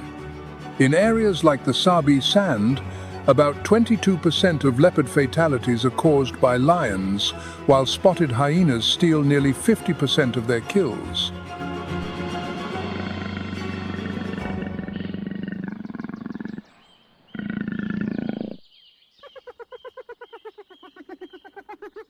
Although long known as scavengers, modern studies show that the vast majority, from 70 to 95% of the spotted hyena's diet, comes from their own hunts.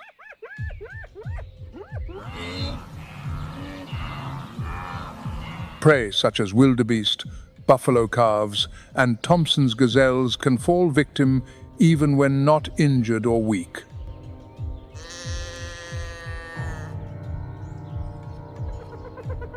Unlike the big cats like the lion or the cheetah, which rely on bursts of acceleration and sudden attacks, the spotted hyena is a master of endurance.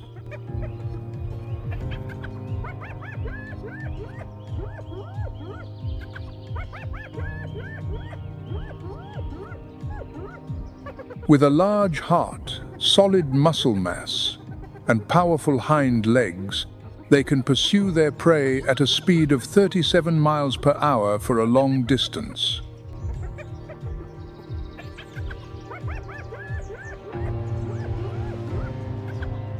The chase is not a quick sprint. It is a war of attrition, wearing down the prey bit by bit.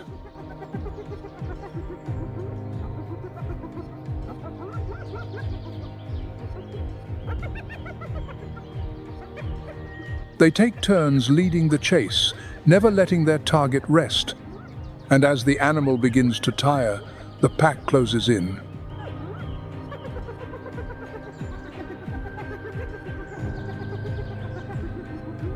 When the prey falls, a feeding frenzy erupts.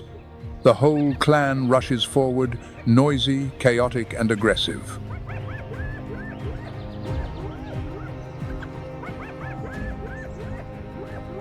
But even the bones are not wasted.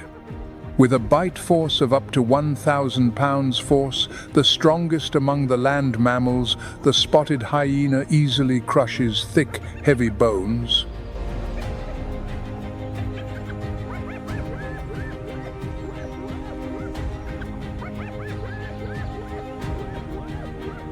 Their teeth and jaws are made not just for tearing flesh, but for consuming what most other species leave behind.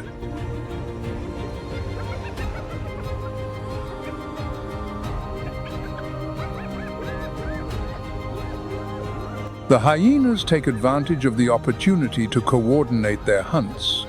They do not need to hide in the tall grass or the bushes. Instead, they apply pressure as a unit.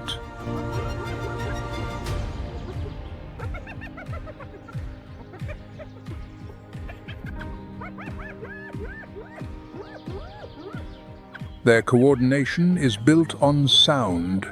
The high-pitched giggles, the short whoops, and the guttural growls are tactical calls like coded signals.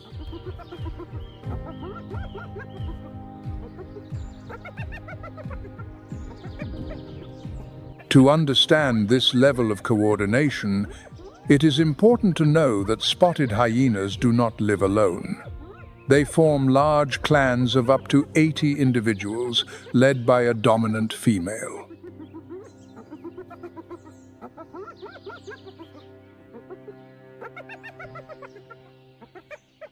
The large clans have a clear advantage in defending their territory, taking down larger prey and even confronting other predators like lions or leopards.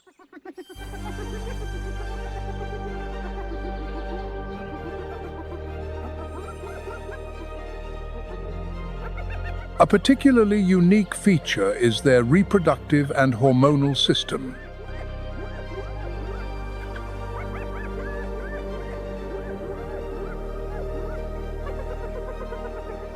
The female possesses external genitalia that is very similar to that of the male, which has led to considerable confusion and directly shapes the female-dominated social structure.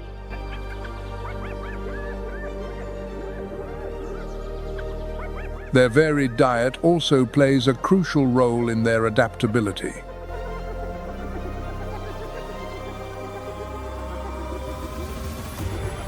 The spotted hyena consumes everything from small mammals, birds and reptiles to insects and even human waste.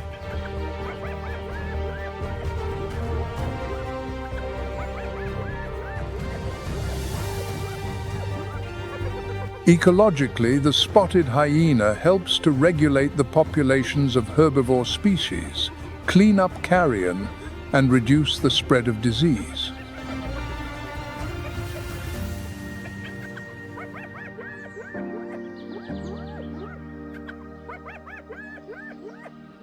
In the ecosystems where the lion dominates by strength and the leopard by solitary cunning, the spotted hyena thrives through unity.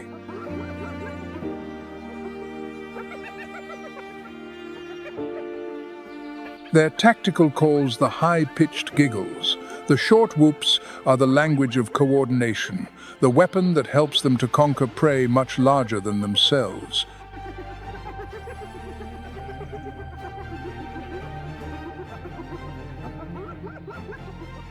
Across the vast African savannah, their chorus of victory often echoes.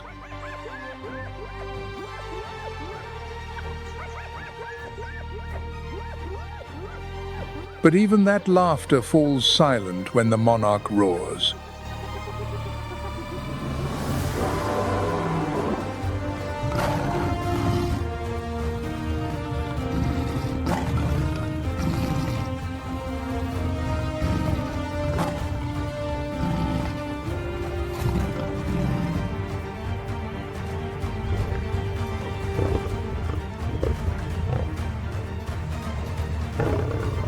And yet, there is one sound that can silence all the noise, a sound that makes the entire savannah hold its breath.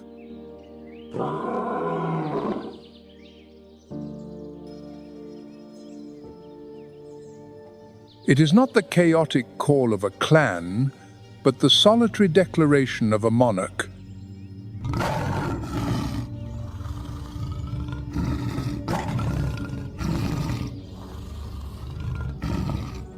When the thunderous roar of the lion is heard, it is not just a warning, but a command.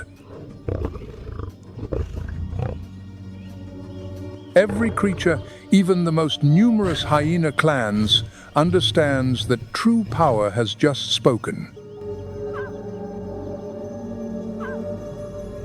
The glorious return of the King of the Hunters.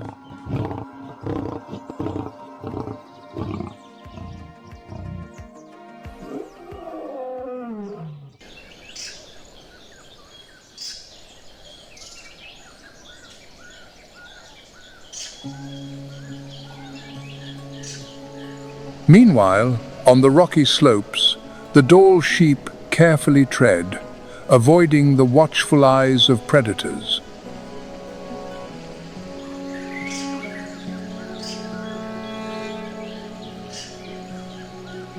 These are the iconic animals of the Alaskan mountains, living in small herds and adapted to the high-altitude areas where they rarely migrate.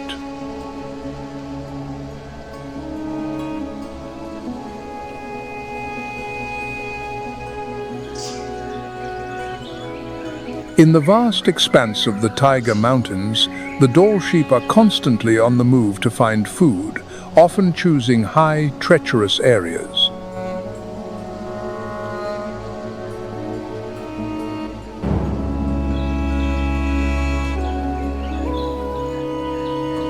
Their thick foot pads help them to grip the slippery rock surfaces, allowing them to move quickly across the steep slopes.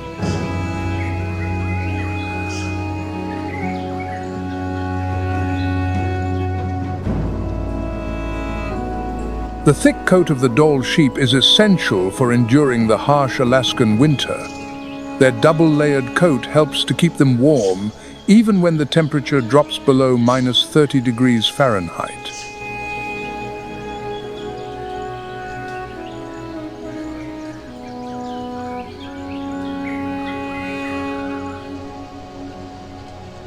When spring comes, the Dall sheep shed their winter coat in preparation for the summer, helping their bodies to maintain a stable temperature.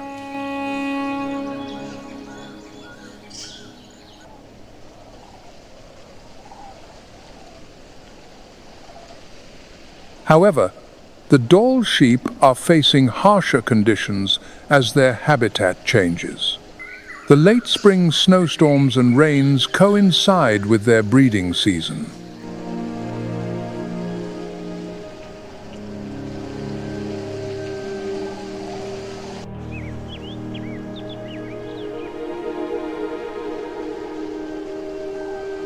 Another species that thrives in the rugged, rocky highlands of the taiga mountain environment is the mountain goat.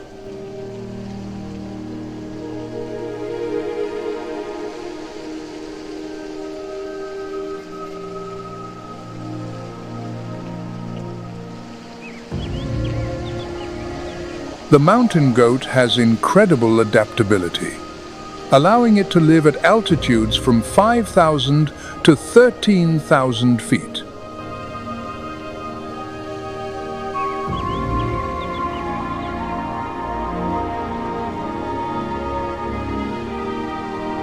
Their thick coat, with a soft undercoat for warmth and a long outer coat to block the cold wind and snow, protects them from the harsh weather conditions.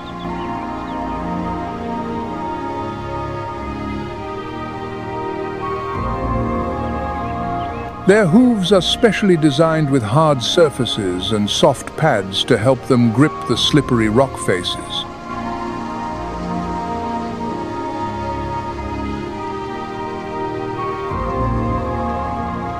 Like the Dall sheep, the mountain goat is facing challenges due to the decline of the high-altitude plants they depend on for survival.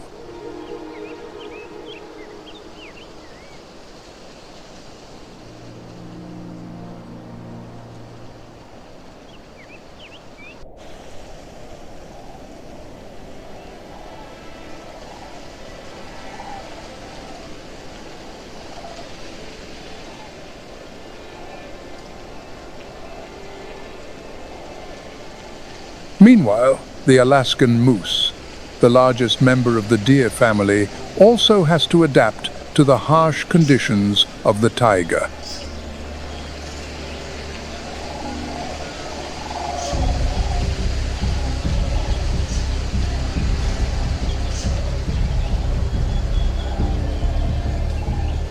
With a diet that includes aquatic plants, the Alaskan moose often resides near lakes, swamps, and large bodies of water.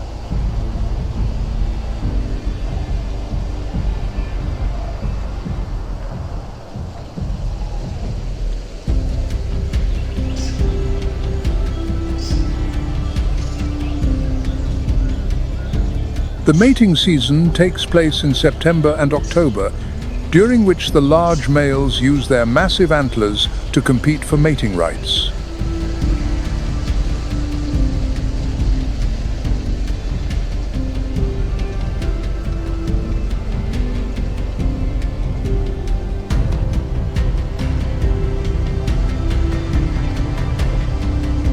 After the mating season, the female is pregnant for about 8 months, with the young being born in late spring.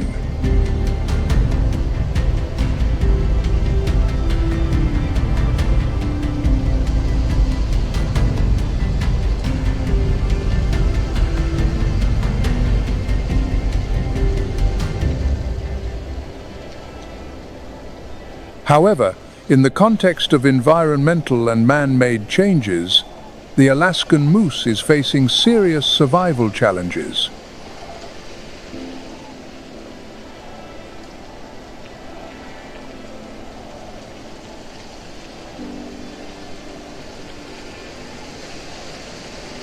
Recent studies show that the shorter winters and less snowfall have altered the vegetation of the taiga forest, reducing the main food source for the moose.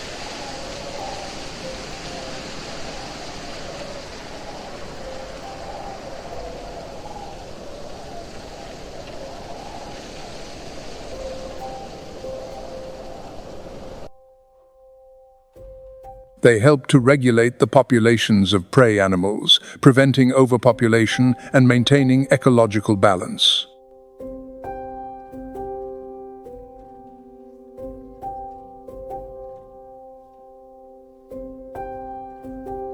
The strength of the gray wolf lies in their effective pack hunting strategy.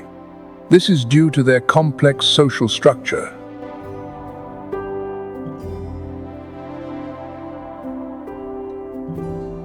A wolf pack in Alaska usually consists of 6 to 12 members, led by an alpha pair who make all the important decisions.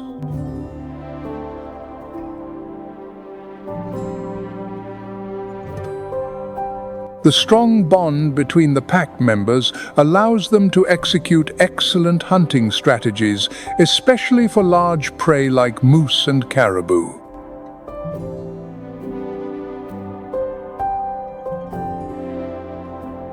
The gray wolf primarily inhabits the vast taiga forests of Alaska, but climate change is drastically altering their habitat.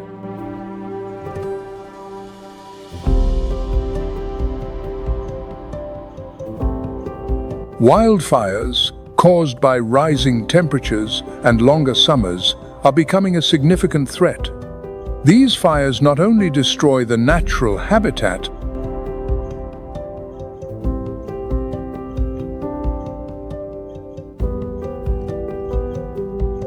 as a result, the wolf packs are forced to travel farther to find food, often covering 12 to 18 miles per day.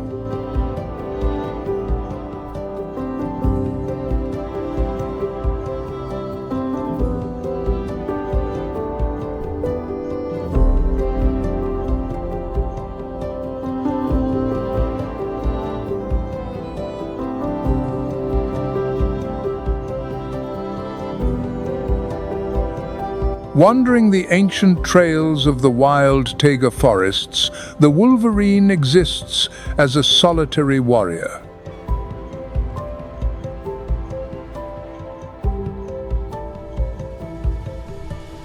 They are the largest member of the weasel family, which includes martens and otters, and they are known for their extraordinary strength and endurance.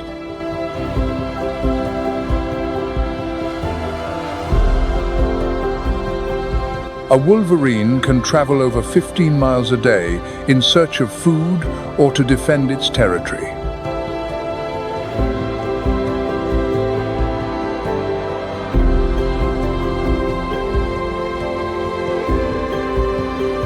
In the winter, unlike many other animals, the wolverine does not hibernate. Instead, they continue to hunt even in the most extreme weather conditions.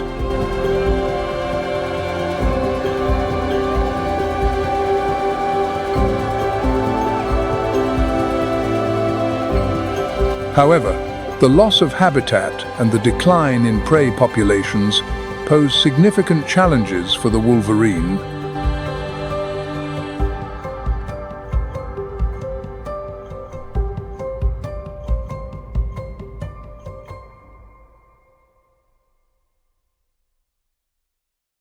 In the sky above the taiga, the golden eagle reigns with its impressive wingspan and majestic presence.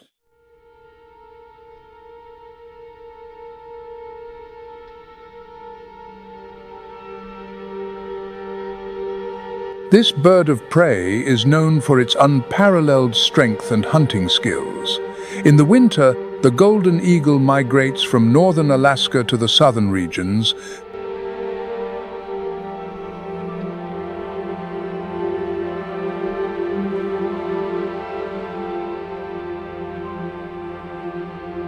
In Alaska, the golden eagle often nests in high places such as cliffs, tall trees, or remote mountainous areas.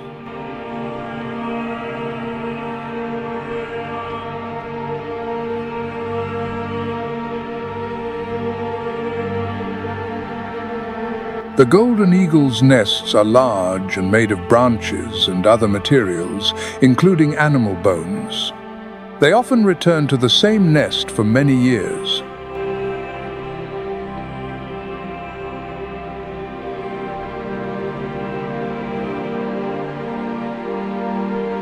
However, the changing temperatures and shorter winters have affected their migration patterns and the availability of their food sources.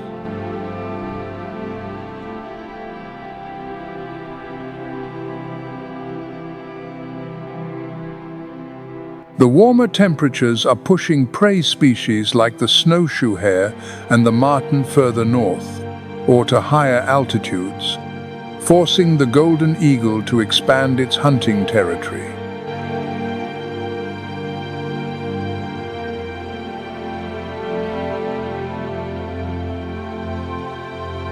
Human activities, including resource extraction projects like wind turbines and power lines, also pose significant challenges.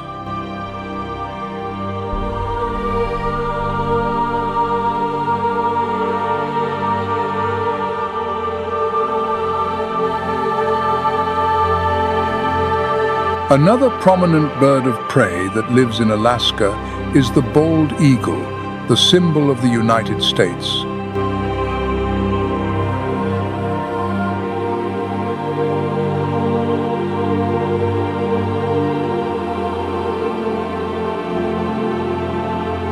In the harsh environment of the taiga ecosystem, the bald eagle has developed unique traits that allow it to survive.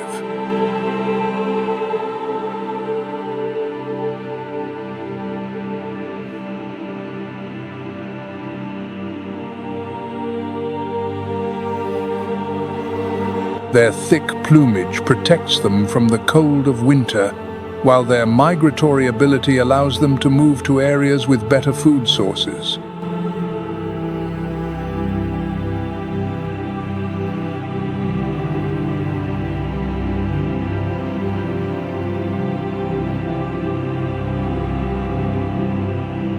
There, where the rivers and lakes cut through the dense forests, the giant nests of the bald eagle appear on the tall trees and cliffs.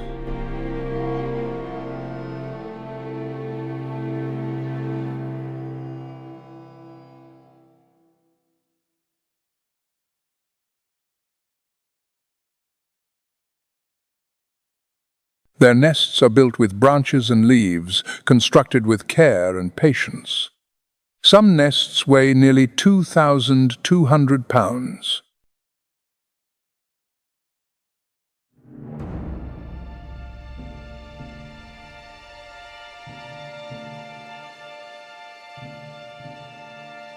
Like many other wildlife, the bald eagle faces serious challenges from climate change and human activities.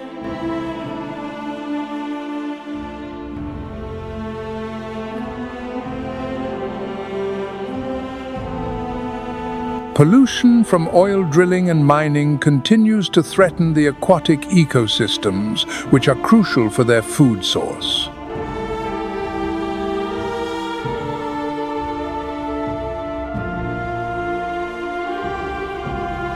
The fastest bird of prey in the world, known for its high-speed dives, reaching up to 200 miles per hour to catch its prey. This is the peregrine falcon.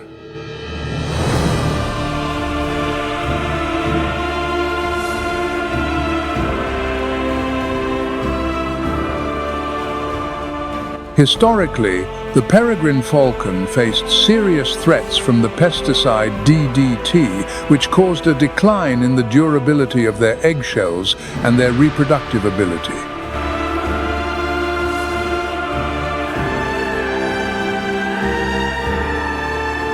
Although their numbers have recovered and DDT has been banned, the peregrine falcon still faces many challenges in its natural habitat.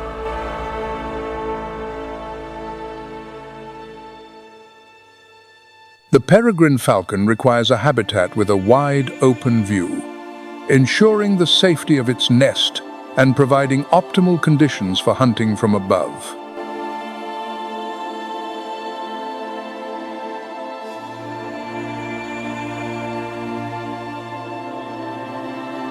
The warmer temperatures and shorter winters are making the migratory waterfowl and other birds, the main prey of the peregrine falcon, scarcer.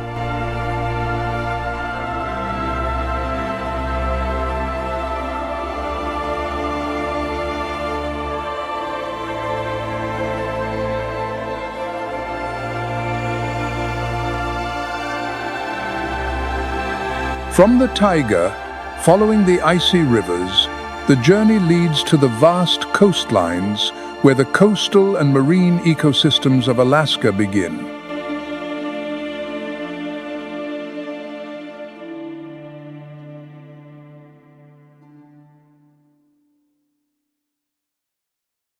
With over 54,000 miles of coastline, Alaska boasts one of the largest and richest coastal ecosystems in the world.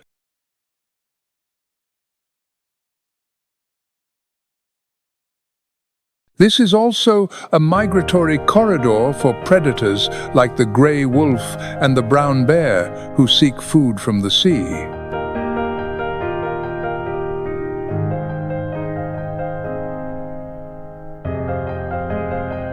Alaska is home to over 300 species of fish, including both freshwater and saltwater species.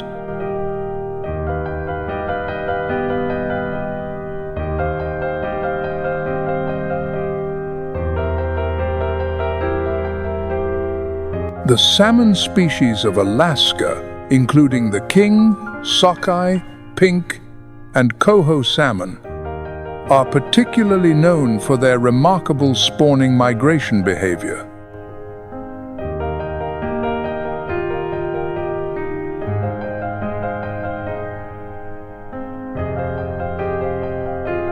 They lay their eggs in late summer and early fall in the freshwater streams and lakes, where the water flowing over the gravel beds provides the necessary oxygen for the eggs to develop.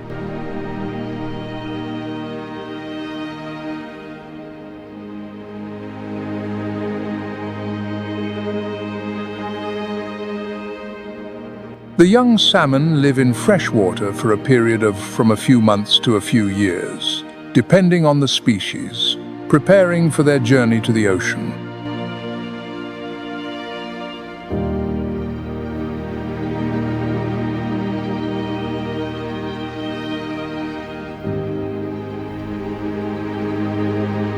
After spending 2 to 5 years in the sea, the salmon begin their journey back to the very same river where they were born.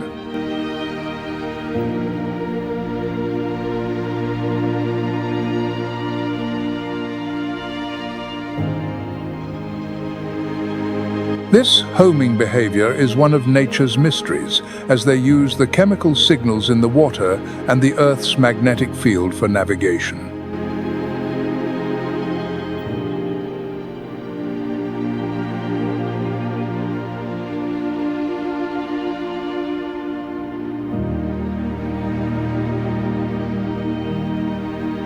After completing their reproductive mission, most salmon species end their life cycle, concluding a long and challenging journey.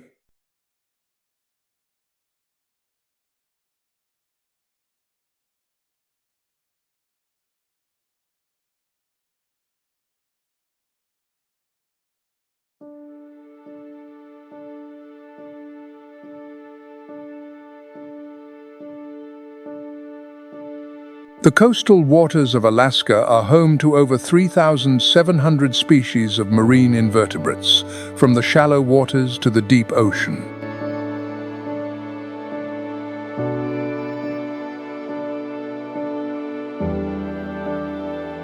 They are found from the Beaufort Sea in the north, through the Bering Sea, the Aleutian Islands, and the Gulf of Alaska, down to the southern border of the state.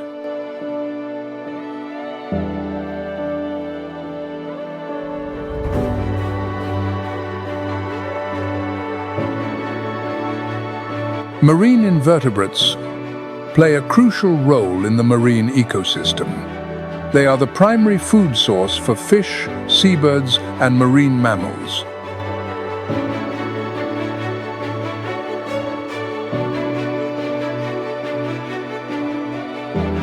However, climate change is seriously disrupting the marine invertebrate species in this ecosystem.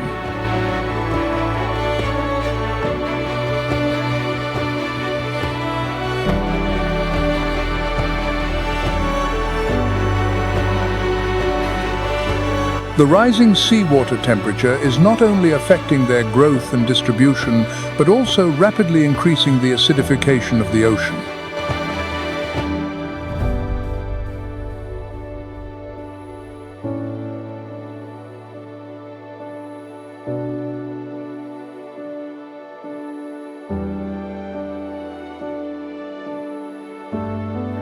The sea otter is one of the marine species most affected by the decline in invertebrate populations.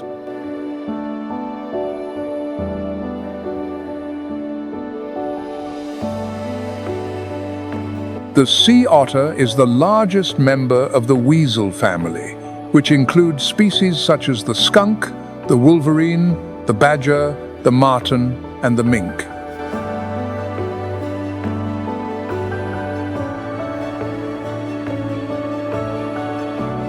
They can be up to 6 feet long and weigh over 100 pounds, making them one of the largest otter species.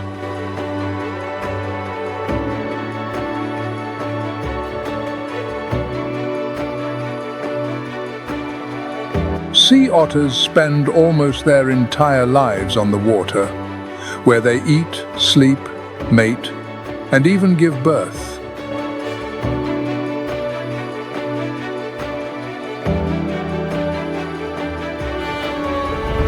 Their thick fur and ability to regulate their body temperature in the cold marine environment allow them to avoid many of the natural threats on land.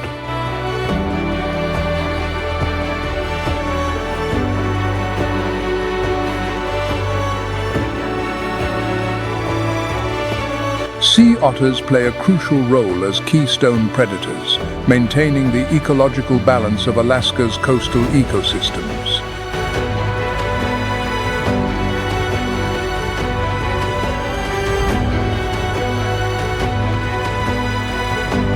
One of their most important contributions is controlling the sea urchin population, which often feeds on kelp.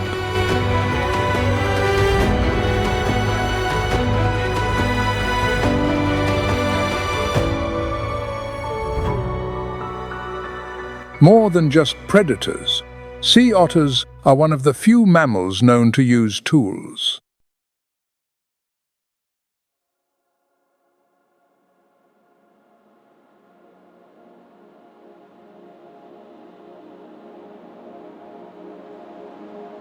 When diving for food, they often carry a favorite rock, which they store in a loose pouch of skin under their foreleg.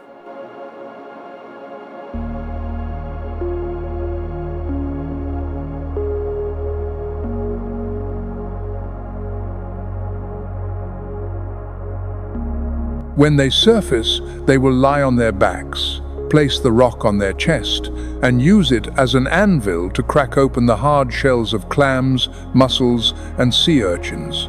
Each otter has its own dinnerware.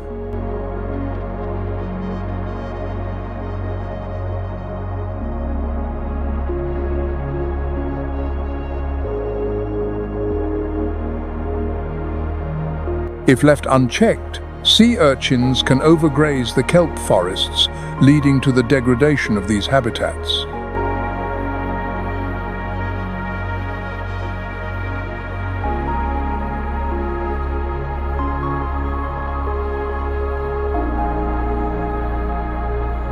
Furthermore, sea otters spend a large portion of their time eating.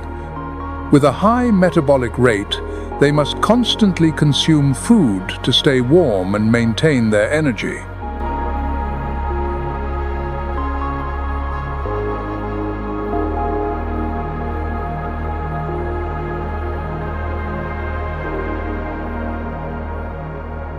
However, the warming of the sea has altered the kelp forest ecosystem, which plays a crucial role in providing habitat and food.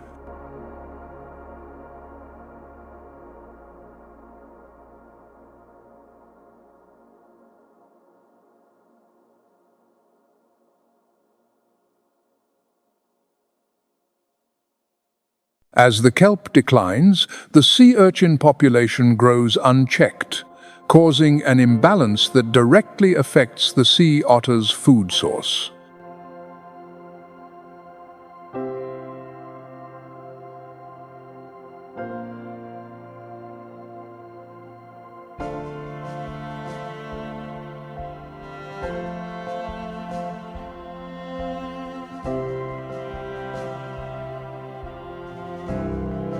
Stretching across the coastal and island regions from Alaska to the Aleutian Islands, the Steller sea lion basks on the sandy beaches.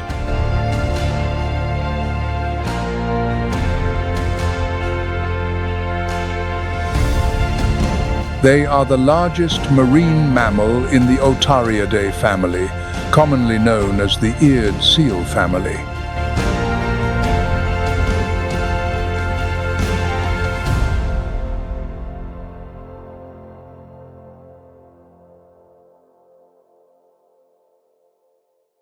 The female Steller sea lion is typically about 7 feet long and weighs about 600 pounds.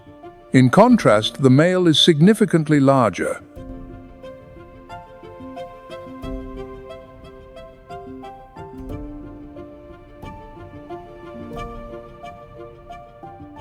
Living in the cold waters of the Bering and Chukchi seas, the Steller sea lion has developed special adaptations to survive.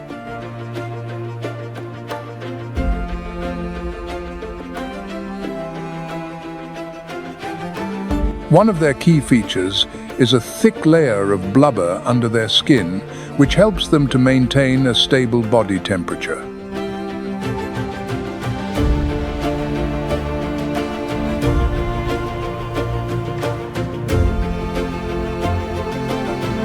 During the breeding season, from May to July, the Steller sea lions gather on the coastal rocks or small islands.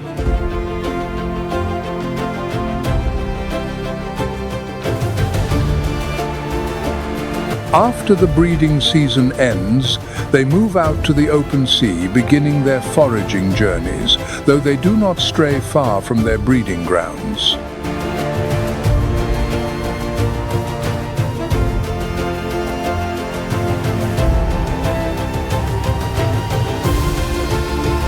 Like many other marine species, the Steller sea lion is facing a decline in population due to various factors related to environmental changes and food competition.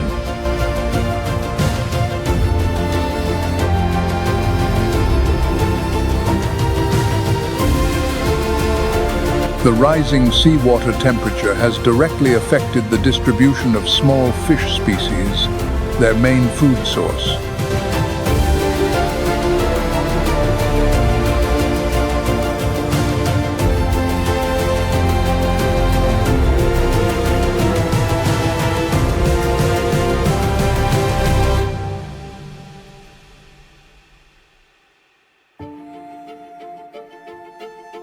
In the Alaskan waters, the killer whale is widely distributed and known for its incredible hunting ability.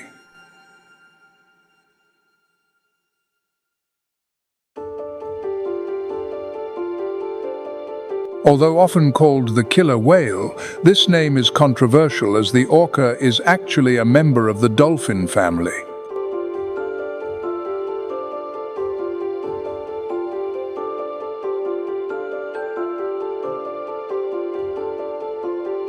The coastal ecosystems of Alaska, including the continental shelf and the deep waters, provide an ideal habitat for the killer whale.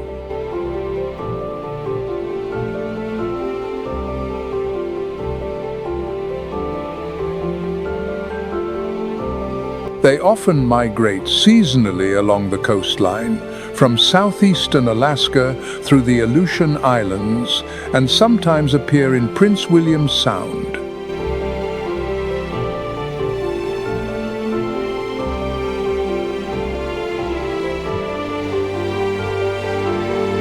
The abundance of prey, such as salmon, cod, and other marine mammals, supports the thriving of the killer whale populations.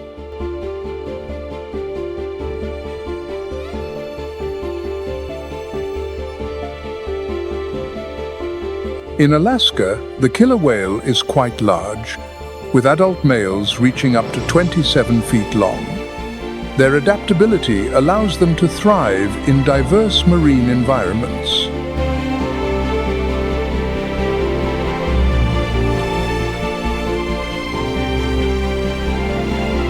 Thanks to their flexible hunting ability and immense strength, the killer whale is considered the apex predator of the ocean, not just in Alaska but globally.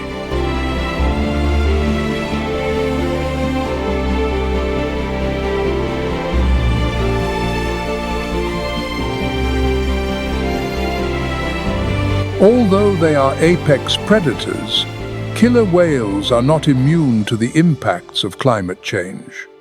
As the ocean temperature rises, their familiar hunting grounds are shrinking.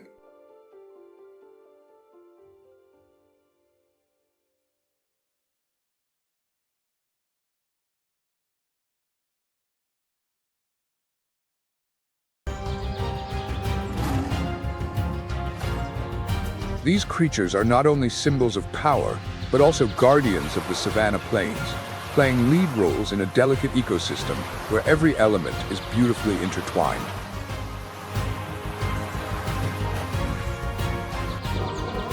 The world admires and reveres these animals as they represent the vibrant spirit of a continent that never stops evolving while steadfastly preserving its core values.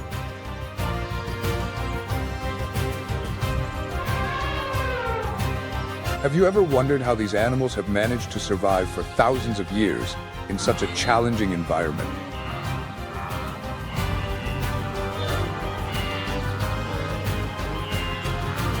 The answer lies in their extraordinary resilience and harmonious connection with nature.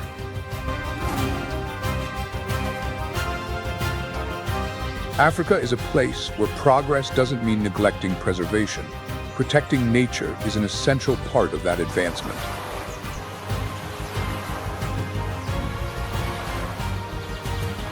When it comes to one of the most vital wilderness areas in South Africa, the Kalahari Desert, you'll realize it's far from the barren wasteland many imagine.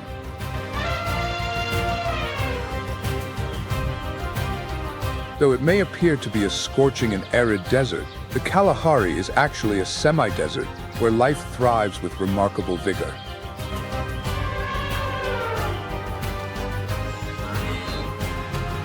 Notably, in the Sea Galati Park, which lies predominantly within South African territory, wildlife is not only protected, but also given the freedom to flourish.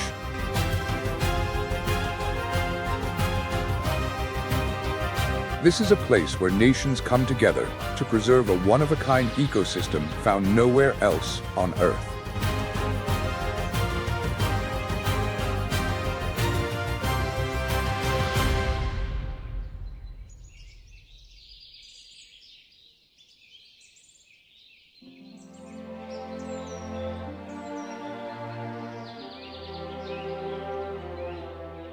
When it comes to the standout animals of this region, the oryx is truly awe-inspiring.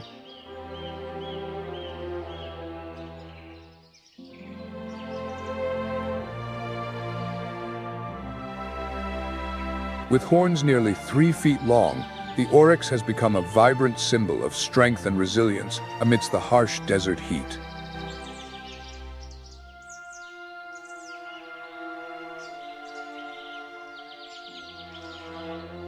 Its fur reflects sunlight, helping to minimize body temperature during scorching summer days, while the black markings on its face and legs create contrast, shielding it from the burning heat and regulating its body temperature during cold nights.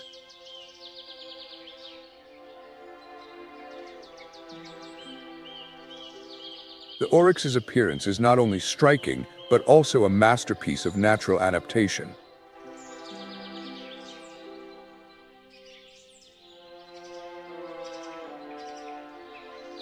Standing about 4 feet tall and weighing up to 460 pounds, the oryx is not only powerful but also incredibly agile, exemplifying a perfect survival strategy.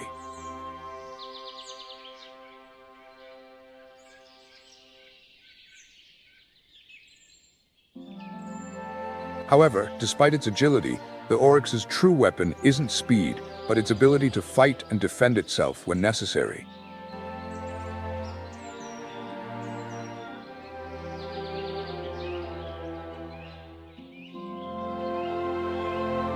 The oryx's long, straight horns, resembling sharp spears, are not just an impressive feature but also an essential tool for its survival.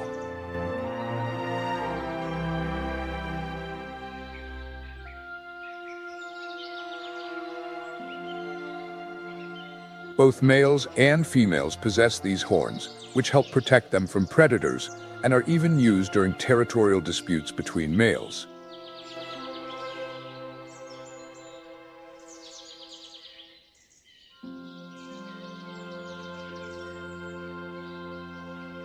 These silent battles are a vital part of establishing dominance and hierarchy within the group, a natural order the oryx must follow to ensure its survival.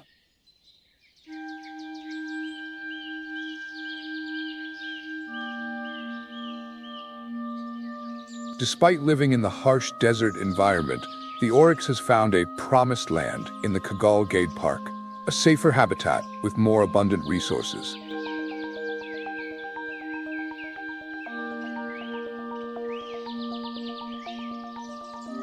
This ideal sanctuary allows large groups of oryx to thrive without the need to travel hundreds of miles in search of food.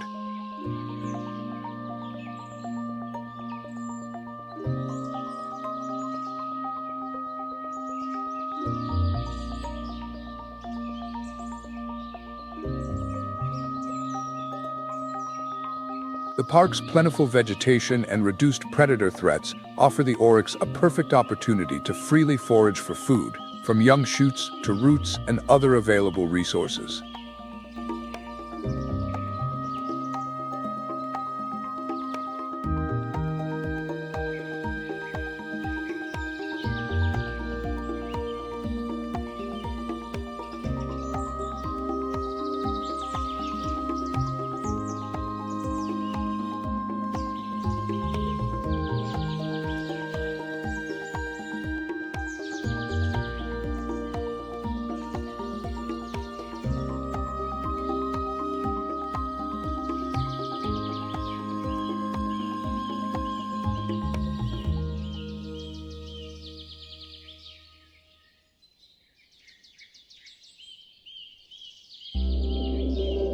When it comes to unique wildlife, we cannot overlook another fascinating creature, the secretary bird.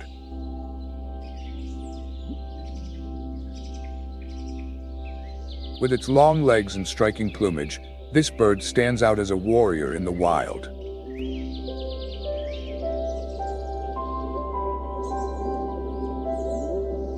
Despite its modest size, the secretary bird is a formidable hunter, boasting exceptional predatory skills.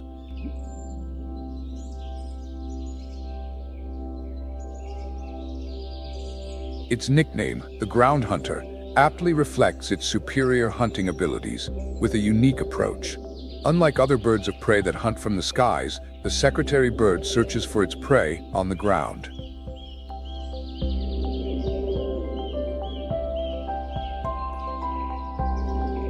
Its precise and powerful strides allow it to capture creatures such as snakes, rodents, and even insects.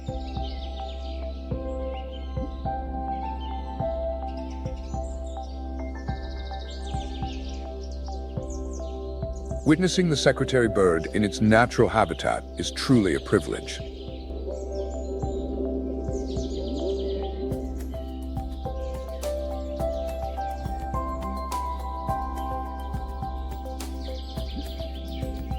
This remarkable bird symbolizes resilience and balance in nature, proving that every species, with its unique skills and adaptations, plays an indispensable role in the ecosystem.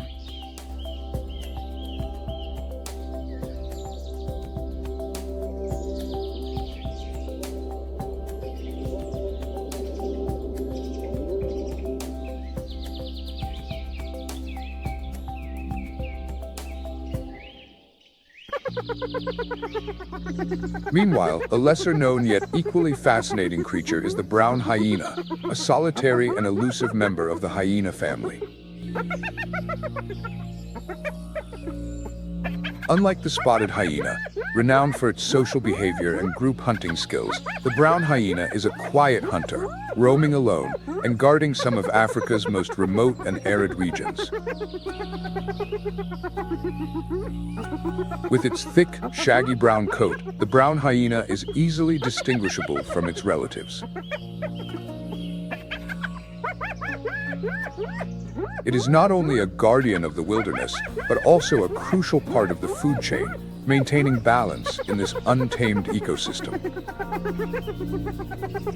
The brown hyena, with its short fur and distinctive markings, is unlike any other member of the hyena family.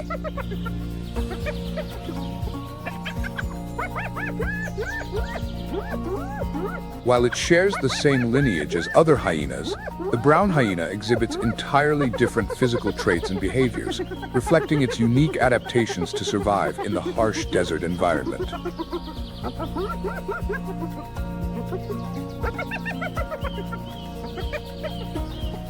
Unlike its counterparts, which often live and hunt in packs, the brown hyena is a solitary predator that relies primarily on a scavenger lifestyle, feeding on carrion.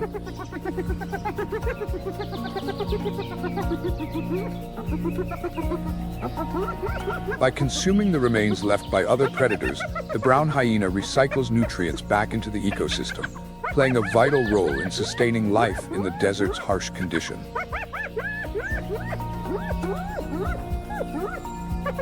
Thanks to this omnivorous and resourceful diet, the brown hyena can endure even the toughest times when food is scarce. A natural detective, the brown hyena can travel up to 25 miles in a single night in search of food.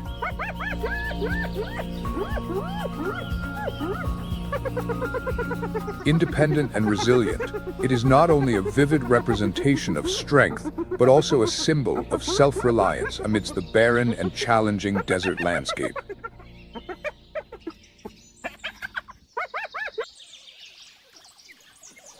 Meanwhile, another fascinating creature, the African wild dog, roams this region with a completely different survival strategy.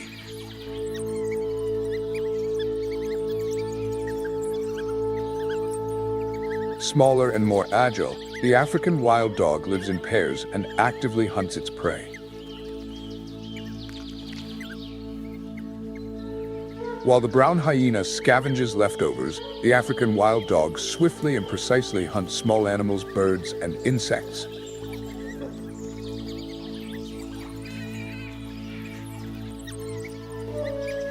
With flexibility and skill, the African wild dog demonstrates remarkable intelligence during hunts, using its agility and keen sense of smell to locate hidden prey beneath the ground, among rocks, or within bushes.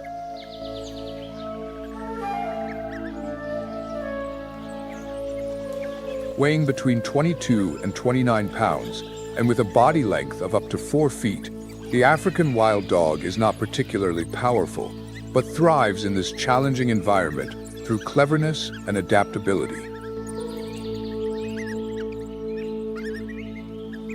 The African wild dog is a versatile hunter, capable of adjusting its diet to suit environmental conditions.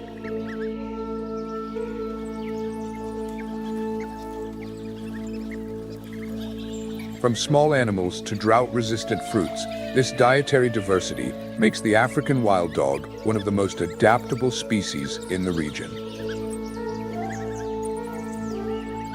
Like the brown hyena, the African wild dog forms monogamous pairs, where the bond between mates plays a critical role in the species' sustainability.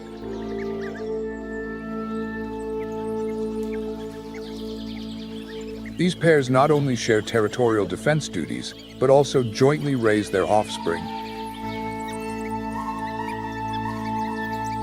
This close bond and excellent cooperation reflect the species' strategy for survival in the wild. The survival of the African wild dog relies heavily on the strong partnership between pairs. They share responsibilities for defending their territory and collaborate in hunting and protecting their pups.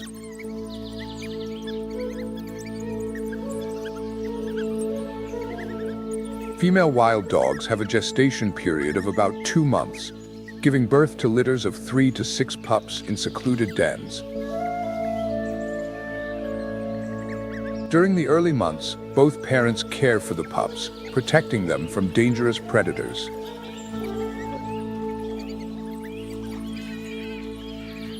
Despite the harsh desert environment, the Kegel-Gad region provides expansive areas for the African wild dog to thrive, offering rich biodiversity and a natural balance that sustains the ecosystem.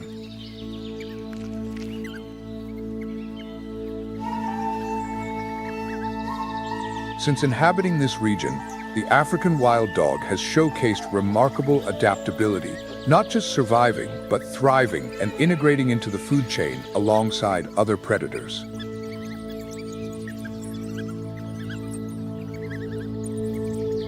This extraordinary animal continues to be a vivid testament to resilience and ingenuity in securing sustenance, even in the most unforgiving environments.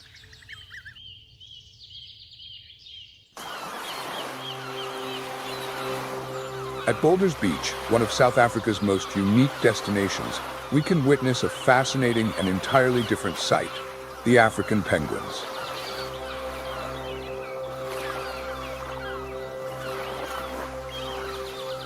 At the start of the 20th century, these penguins found a new paradise when they arrived at this peaceful seaside haven.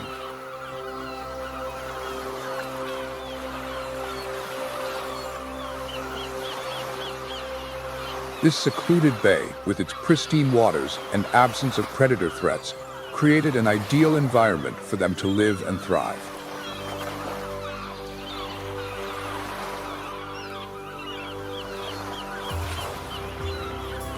Boulders Beach became a perfect sanctuary for African penguins, enabling them to flourish over the decades.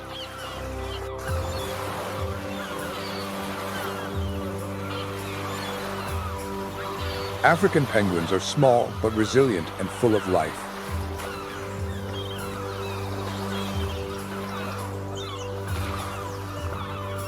They stand about 24 to 28 inches tall, weigh between 4.4 and 8.8 pounds, and have an average lifespan of 10 to 15 years.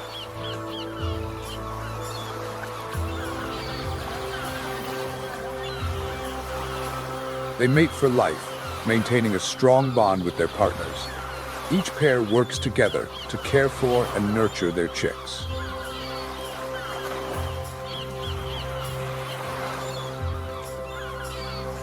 They take turns incubating their eggs for about 40 days, building their nests from small branches and dried leaves collected along the shoreline.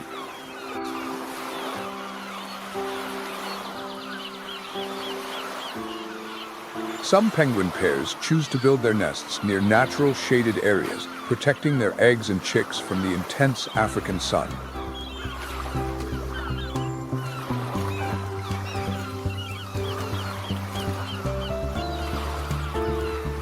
During the first 3 to 4 months of life, penguin chicks are lovingly cared for by their parents, learning survival skills and preparing for a major milestone, shedding their soft down feathers for a waterproof coat that allows them to begin their underwater adventure.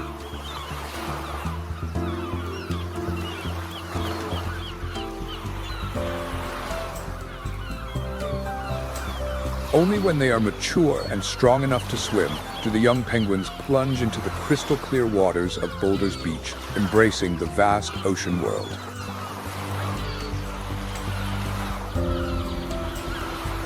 Life here is peaceful and harmonious, with penguins resting on the soft sand under the sun, savoring each serene moment.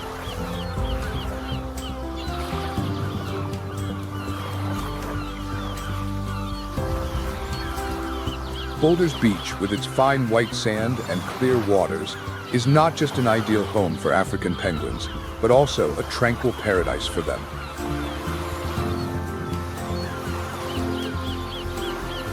Here, the penguins relax, enjoy the gentle breeze, and bask in the warmth alongside their partners and chicks.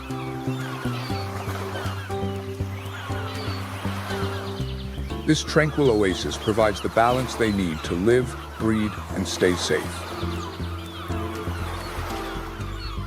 At Boulders Beach, the penguins seem to blend seamlessly into nature, undisturbed by the noise of the outside world.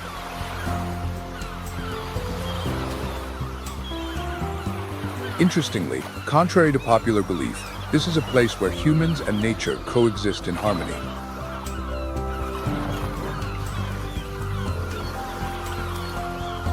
Visitors to Boulders Beach have the rare opportunity to observe the penguins up close, all within clearly designated areas to maintain this harmony.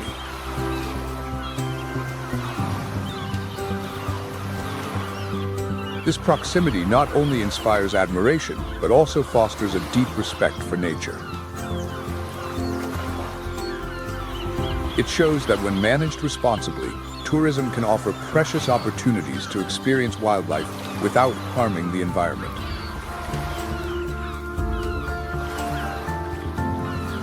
This serves as a valuable lesson we can apply to other nature reserves.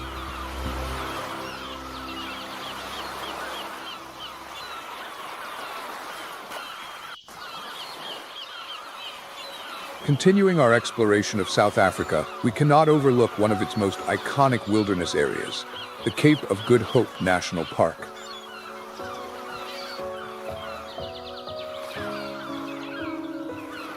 This legendary meeting point of two oceans, the Atlantic and the Indian, creates an invisible boundary where waves and currents are in constant flux.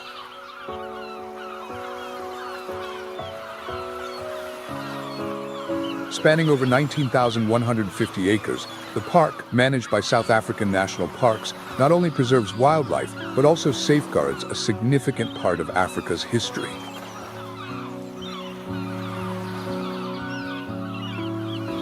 Visiting the park offers you the chance to marvel at towering seaside cliffs, powerful winds, and the unique flora of this extraordinary land.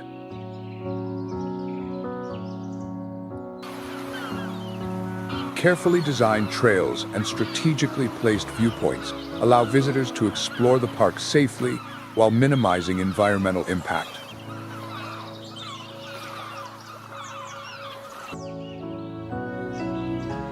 As you wander these trails, you may encounter a variety of wildlife, including the Chacma baboons, known for their robust build and agile movements.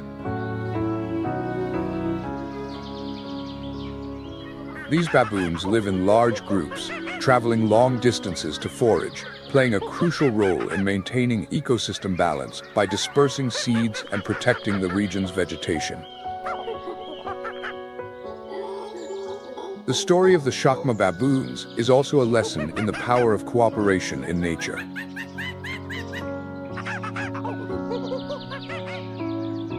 With their strong jaws and diverse diet, including fruits, roots, and occasionally small arthropods, Chacma baboons are an integral part of the ecosystem they inhabit.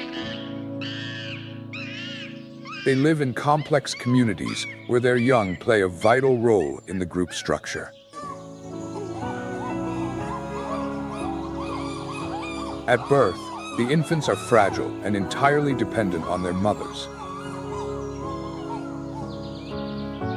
The mothers protect them with remarkable care, often carrying them on their backs to ensure their safety. These baby baboons, with their soft fur and sharp eyes, learn the group's rules by observing and mimicking the adults' behaviors. Their early years are a time of intense learning, where play and exploration help them develop motor and social skills. Reflect on how every animal learns and grows from its predecessors. Isn't that a wonderful model for us in our own lives?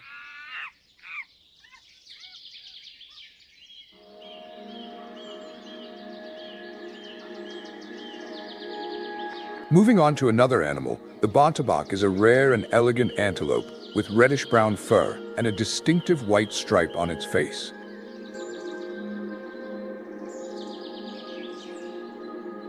This animal is one of the iconic symbols of the Cape of Good Hope National Park. The bontebok, with its sleek and strong body, is truly an impressive creature.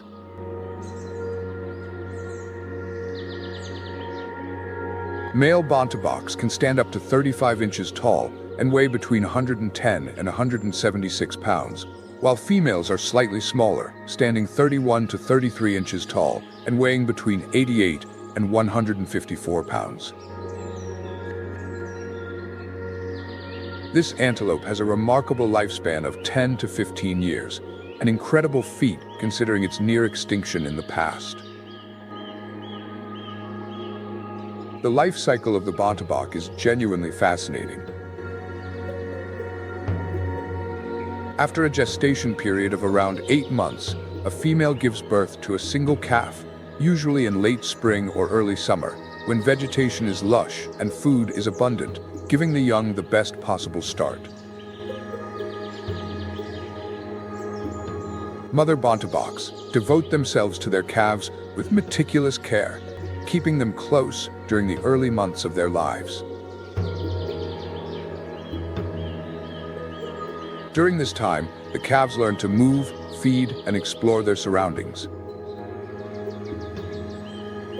However, life here is not without challenges. Despite living in a protected area, bonteboks must remain vigilant against potential threats. The adults in the group not only protect the young, but also ensure that every member can coexist peacefully and freely explore the natural environment. This creates a perfect balance within the park's ecosystem.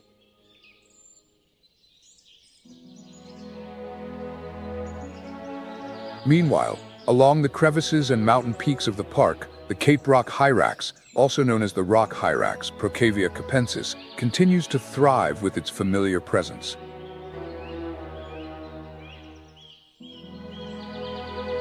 With their compact bodies and thick fur, these animals are constantly seeking warm spots to bask in the sun.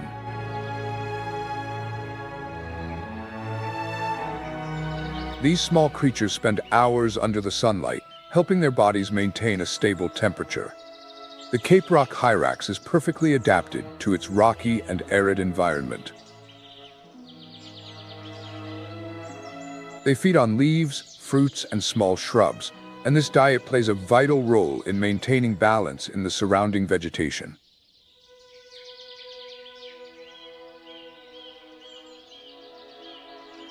Cape Rock hyrax young, born after a gestation of about 7 months, quickly become active and start following adults, learning to identify potential dangers. Their social structure and time spent basking in the sun not only help them stay healthy, but also strengthen connections within the group. The Cape Rock hyrax is a testament to the incredible adaptability and survival skills of small animals.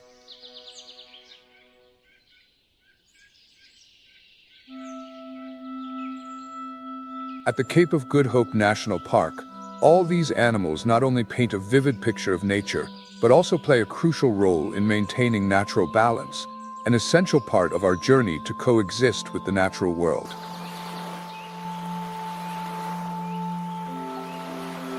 From Chacma baboons and bontaboks to Cape Rock hyraxes, each species contributes to the development and protection of its habitat.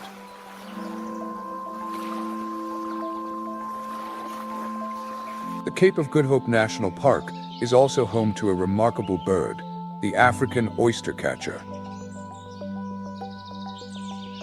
With its sleek black plumage and vibrant red beak, the African oystercatcher is an unmistakable sight, standing out amidst the region's natural beauty. Its striking red beak is not only a standout feature, but also its most critical survival tool. The oystercatcher uses its beak to locate and pry open shellfish and crustaceans, its favorite meals. The ability to open shells is vital for this bird's survival, enabling it to access a rich food source in the challenging coastal environment. The African oystercatcher is not just resilient, but also a symbol of harmony and exceptional adaptation to its surroundings. These birds are monogamous, maintaining lifelong partnerships. During breeding season, they build nests in secluded areas to protect their eggs and chicks from predators. They exemplify a devoted partnership, working together to overcome challenges and ensure the survival of their offspring. The African oystercatcher beautifully illustrates the connection between species and their environment, serving as a testament to resilience and the preservation of life in nature's harshest conditions.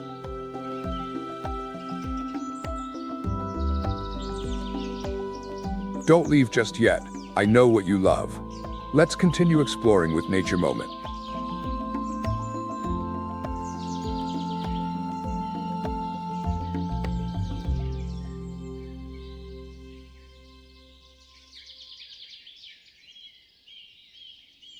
As we leave the coastal regions, we ascend to the Draensburg Mountains, a natural symbol of South Africa. Known as Ukalamba in Zulu, this mountain range is not just a natural wonder, but also a witness to history. These towering peaks stretch over 600 miles, forming a grand rocky spine that connects South Africa to the mountainous kingdom of Lesotho. Draensburg holds thousands of years of stories from ancient civilizations, such as the Sand People, also known as the Bushmen. Their legacy, preserved in ancient rock paintings, endures to this day, depicting scenes of hunting, rituals, and a profound respect for nature and the creatures they shared it with. Life on these mountain peaks is an unrelenting struggle for survival, where every species has developed unique strategies and adaptations to endure.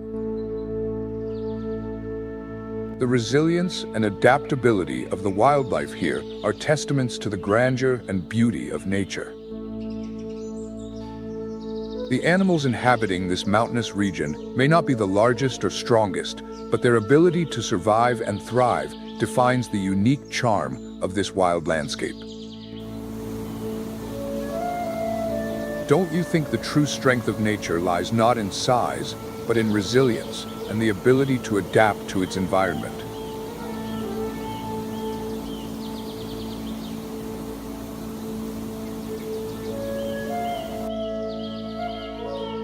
Among the majestic peaks of the Draensburg Mountains, where landscapes shift dramatically between sunny days and freezing nights, we encounter one of Africa's most impressive animals, the eland. The eland is Africa's largest antelope, with powerful shoulders, a robust physique, and spiral-shaped horns, embodying a perfect balance of strength and elegance. Adult elands can weigh between 1,100 and 2,000 pounds and are equipped with remarkable abilities to survive in the harsh environment of the Draensburg, where thin air and steep terrain challenge the survival of every species. What's unique about the eland is its ability to combine its large size with incredible endurance to thrive in such conditions. They primarily feed on grass and leaves, using their strength to navigate the challenges of high altitudes and constantly shifting climates.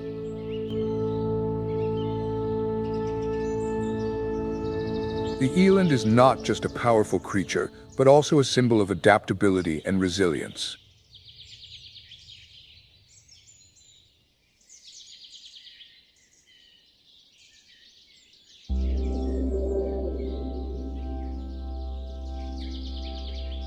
From the peaks of the Draensburg, we continue our journey northward, where the breathtaking beauty of the Blyde River Canyon awaits.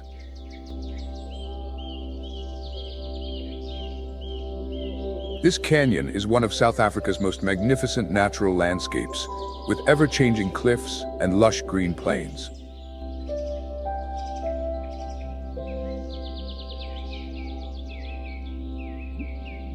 It is not only celebrated for its natural beauty, but also for its rich biodiversity, where plants and animals coexist harmoniously in a unique environment.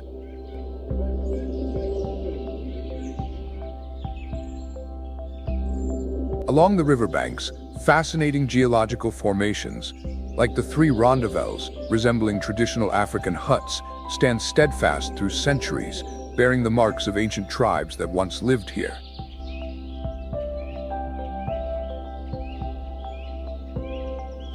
This landscape is not just a part of history, but a testament to the power of nature and the enduring legacy of past civilizations.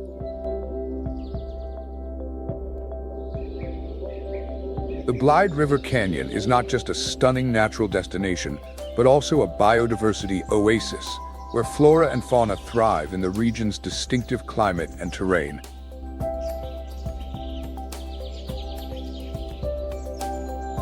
Every step along the slopes of this canyon brings a profound sense of nature's strength and resilience, reminding us of life's adaptability and perseverance.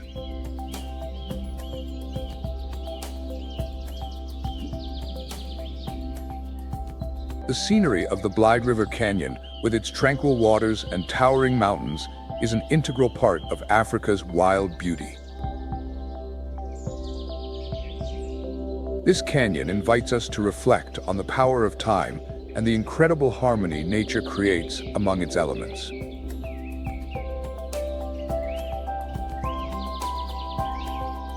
The gentle waves of the Blyde River and the majestic mountains surrounding it form a vivid masterpiece, where every detail, from the river's winding curves to the verdant hillsides, is a testament to the beauty and strength nature has bestowed upon this land.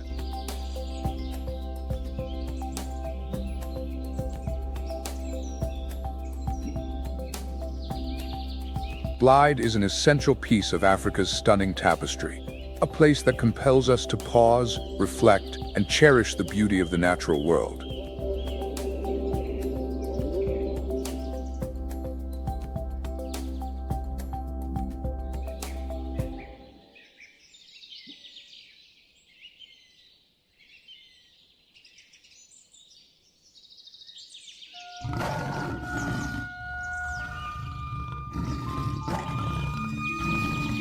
After an incredible journey through wondrous and magical places, we finally arrive at the wild heart of South Africa, Kruger National Park.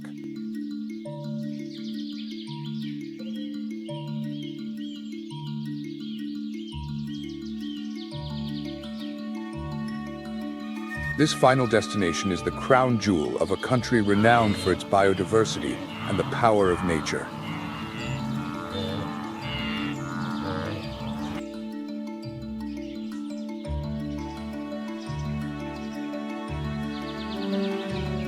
Officially established in 1926, Kruger was created with the mission to protect and sustain the remarkable biodiversity of northern South Africa.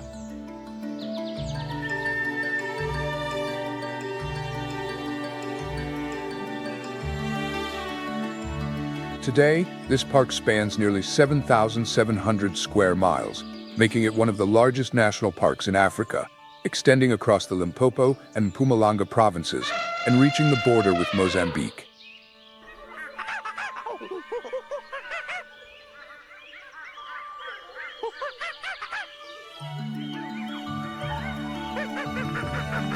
After almost a century, Kruger has become more than just a symbol of conservation. It is a magnet for visitors worldwide, offering adventure, knowledge, and inspiration.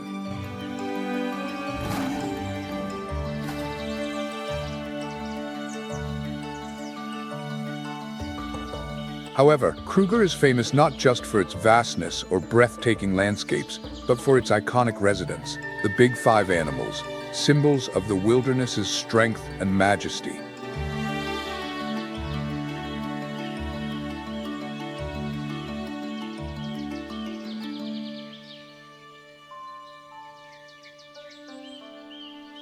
These animals are not only impressive due to their size and grandeur, but also play an essential role in maintaining the ecological balance of the region.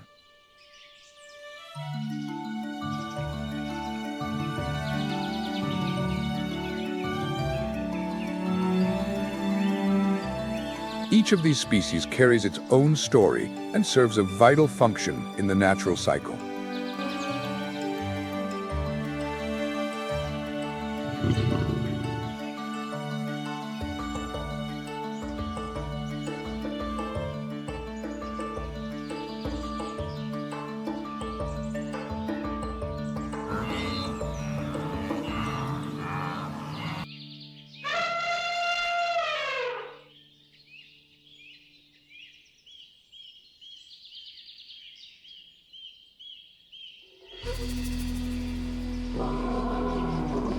Among them, the lion reigns as the undisputed king of the African savannah, the ultimate symbol of power and dignity.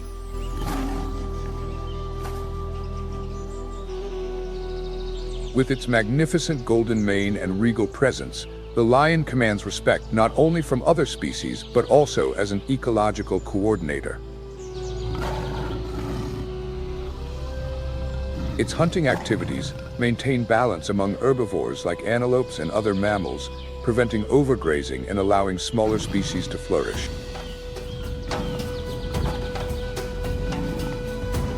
But lions are more than just predators. They are deeply social creatures.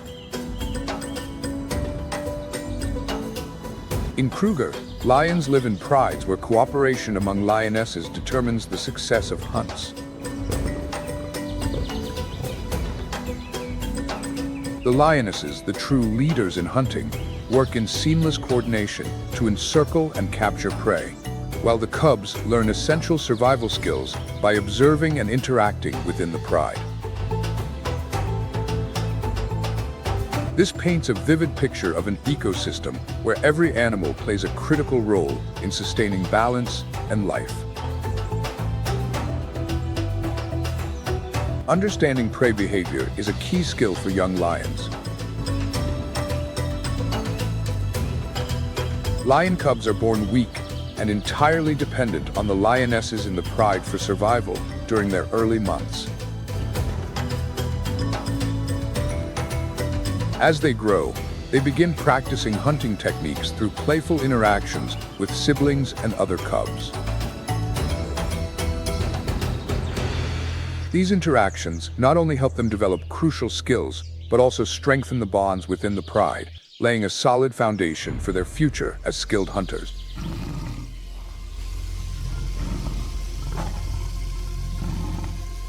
This is a testament to the cooperation and mutual care in nature, where every member contributes to safeguarding the next generation. This care also reflects the value of unity within the pride.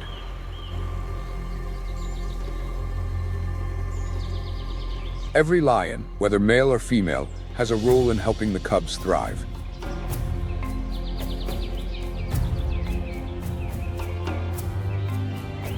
This collective effort is vital not just for individual survival, but for the continuity of the species.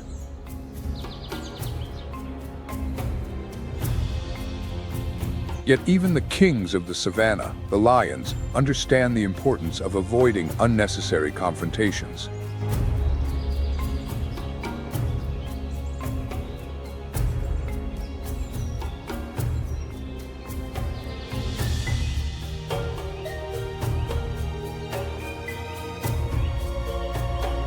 One adversary that lions steer clear of is the elephant.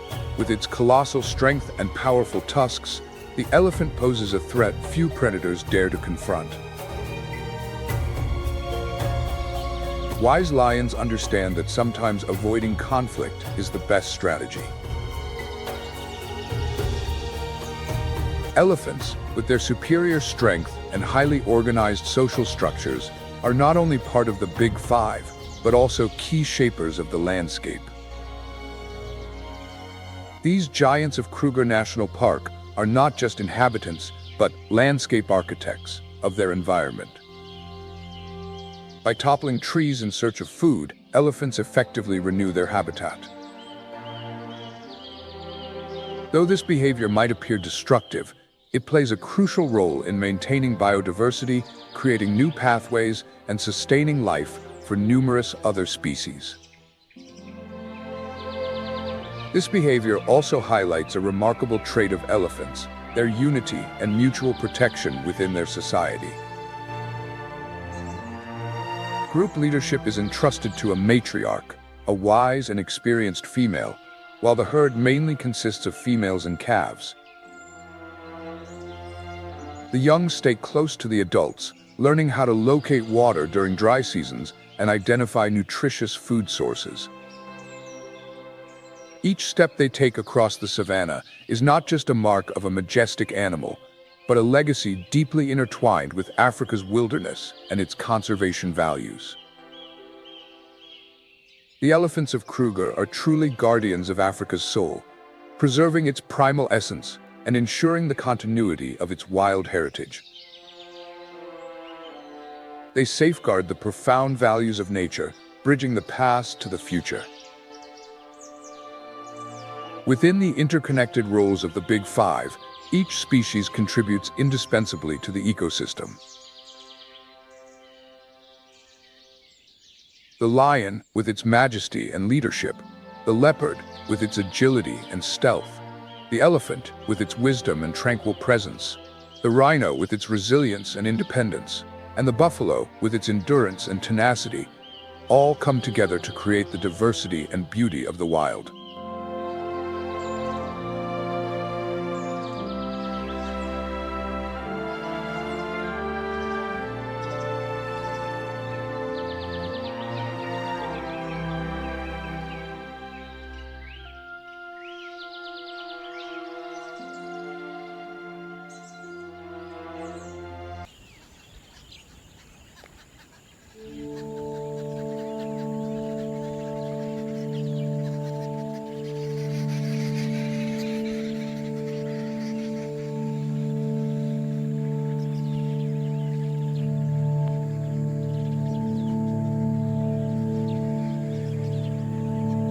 The lionesses are often forced to hunt alone. Tonight, it is Mina's turn.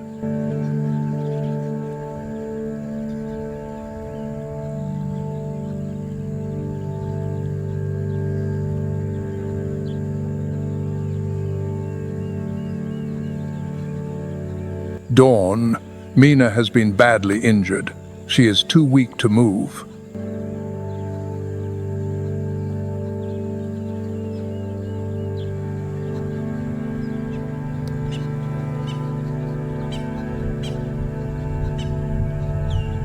A lone lion is always at risk of attack from buffalo hyenas and even other lion prides.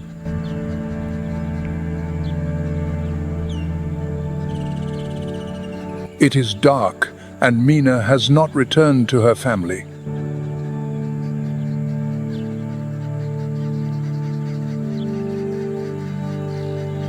Now everything depends on Kaman.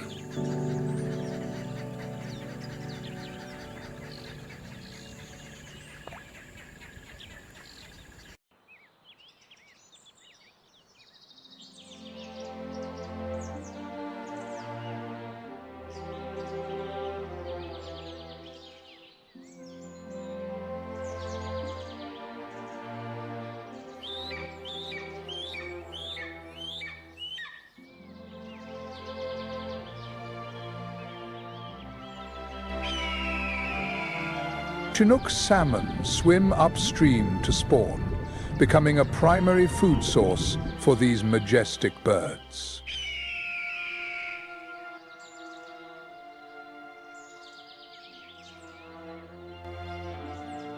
In the midst of the forest canopy, a mountain leopard quietly stalks its prey, its eyes glinting in the darkness. A Roosevelt elk moved heavily through the valley, each step echoing like the heartbeat of the forest. The chase began. Life and death are always closely intertwined.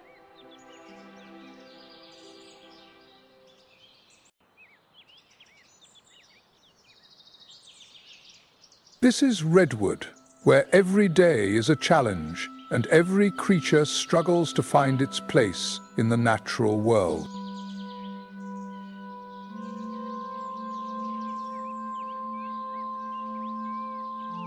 Founded in 1968, the Redwood National and State Parks protect the remaining redwood forests, one of the most unique natural wonders in the world.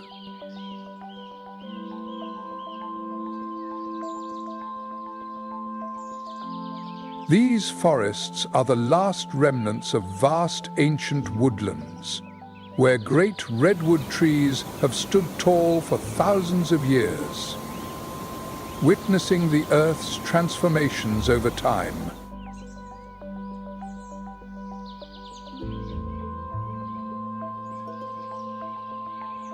The park not only protects the redwood trees, but also safeguards the habitats of endangered animal species.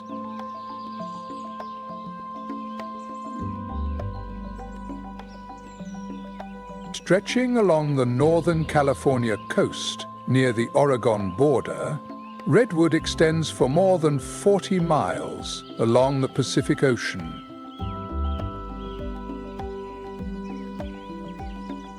The jagged rock formations and the fog-covered beaches create a pristine and mysterious landscape.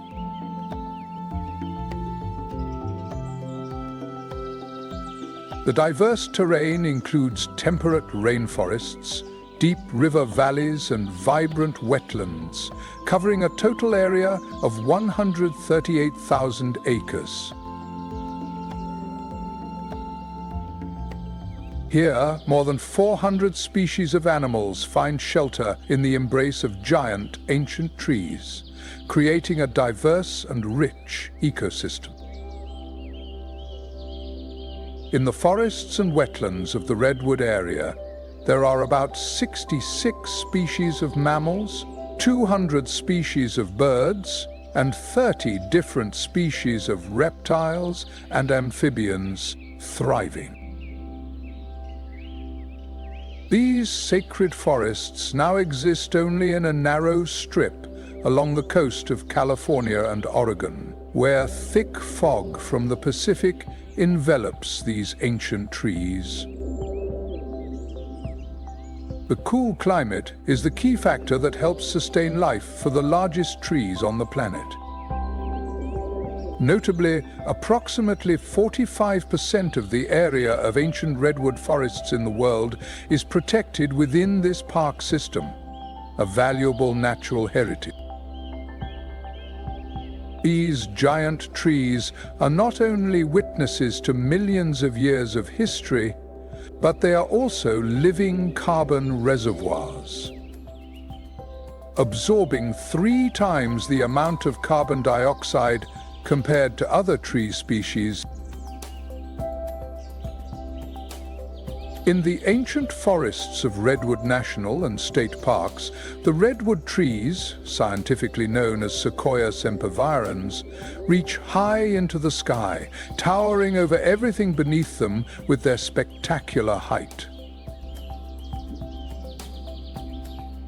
This species of tree is the tallest on Earth, with an individual named Hyperion reaching a height of 379.8 feet. These giants have lived for thousands of years, with an average lifespan ranging from 500 to 2,000 years. Some may have existed for more than 2,200 years. This species of plant has been on Earth for 160 million years, even since the time of the dinosaurs. It has witnessed significant climate changes and natural events, contributing to the creation of one of the oldest and most diverse ecosystems in the world.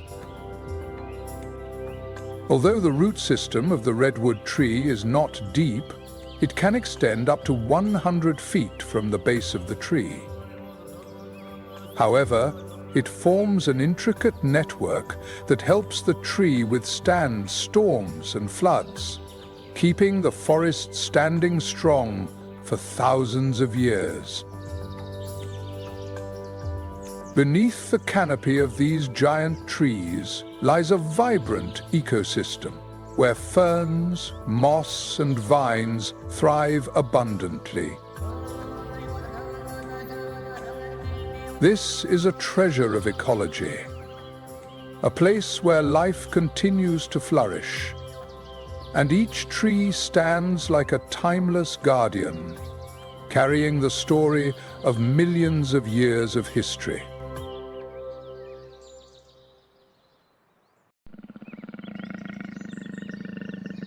Amidst the dense trees, predators quietly lurk. They operate at dusk and during the night, when the dim light envelops the forest, using the darkness to their advantage for hunting. These are the mountain lions, scientifically named Puma concolor. They are considered the largest cats in Redwood National and State Parks, and are top predators in this ecosystem. The lion is the master predator of the majestic red forest.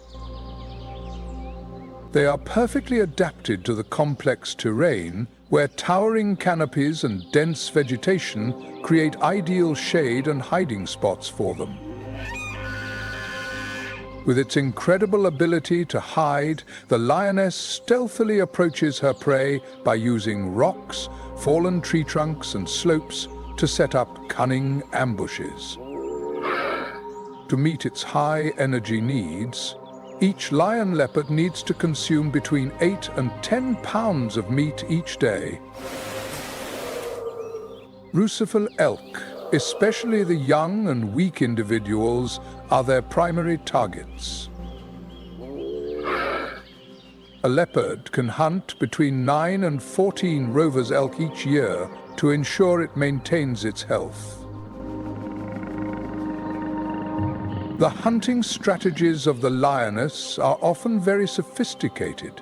They typically conceal themselves, observing from a distance before silently moving into the shadows. When the right moment arrives, they attack with lightning speed, making long leaps of up to 12 to 15 meters in a powerful strike. The decisive strike to the neck and spine of the prey happened in an instant, causing it to collapse immediately.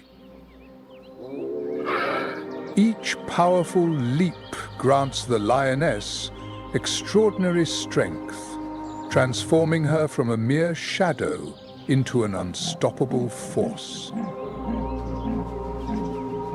After taking down their prey, they dragged the carcass to a safe location, covered it with leaves and branches for preservation, and then returned to continue searching for food in the coming days. A study in 2023 by the University of California, Berkeley, indicates that these mountain lions play a crucial role in nutrient distribution throughout the forest. Not every prey is completely consumed. The remaining parts of the carcass become a food source for other species, such as black bears and birds of prey. The presence of lions helps control the population of herbivores, allowing the growth of vegetation under the canopy of redwood trees to thrive. Thus, lions are not merely predators, but also key players in maintaining the balance of this ecosystem. Every time the wind whispers through the trees, we can feel the strong and mysterious presence of the lion leopard in the deep forest, a vibrant symbol of strength and agility in nature. Lions are not only powerful predators, but also excellent guardians of balance in the natural ecosystem.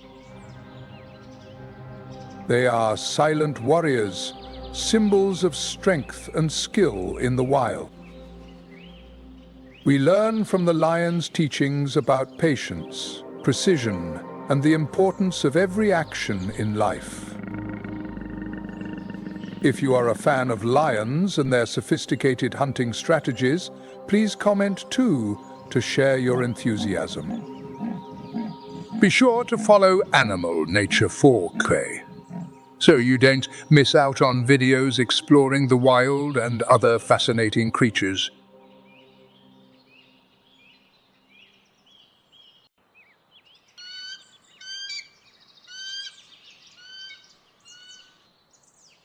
The bald eagle, the national symbol of the United States, is not only a top predator, but also plays a crucial role in maintaining the balance of the ecosystem.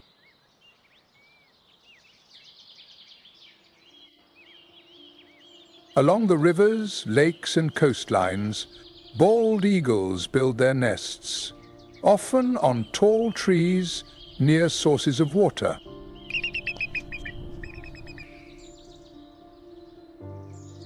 Their nest is a wonder of the animal kingdom, with a diameter of up to 8 feet and weighing between 400 and 450 pounds, built over many years of use. These magnificent nests are not only a place for raising young, but also a symbol of the perseverance and strength of the bald eagle. Interestingly, the population of eagles in California has increased by more than 20% over the past decade, an impressive figure considering that this iconic bird was once on the brink of extinction in the 1960s and 1970s due to the devastating effects of the pesticide DDT. Thanks to conservation efforts, the eagle has made a strong comeback, soaring freely once again over the redwood forests, where it hunts for fish and small birds. The redwood forest ecosystem provides an ideal environment for eagles, with an abundance of water and food sources. Fish make up 70 to 90% of their diet, with species such as Chinook and coho salmon in the river systems of Redwood serving as essential sources of nutrition. With a wingspan of up to 8 feet, the bald eagle gracefully soars through the sky, hunting at speeds that can reach 37 miles per hour. Their eyes, often described as living binoculars, are 4 to 5 times sharper than human vision, allowing them to easily detect prey from a great distance. Once the target is identified, the eagle will dive at an astonishing speed, reaching up to 100 miles per hour, using its sharp talons to swiftly capture its prey. The bald eagle is not only an expert at catching fish, but also has the ability to hunt waterfowl, small animals, and even does not hesitate to scavenge when natural food sources become scarce. Wetlands and coastal areas become a rich feast for them, as the carcasses of fish or large animals like seals and wild boars provide a valuable food source. The bald eagle plays the role of a supreme predator in the redwood forest ecosystem, contributing to the maintenance of natural balance. They regulate fish and small animal populations, especially waterfowl, by removing weak or diseased individuals, ensuring that the ecosystem remains healthy and stable. With a high sensitivity to pollutants such as DDT and heavy metals, eagles are also an important ecological indicator, reflecting the overall health of the surrounding environment. The wildlife in Redwood National and State Parks is witnessing a remarkable comeback of the iconic bird, the bald eagle, after decades of decline. That is a testament to the successful conservation efforts here, where nature is gradually being rebalanced and restored within this rich ecosystem. The bald eagle is not only the ruler of the sky, but also the guardian of life in these lands, amidst the heart of the redwood forest. From the streams, rivers, and wetlands that flow through here like lifeblood, nourishing and sustaining the biodiversity in this ancient forest.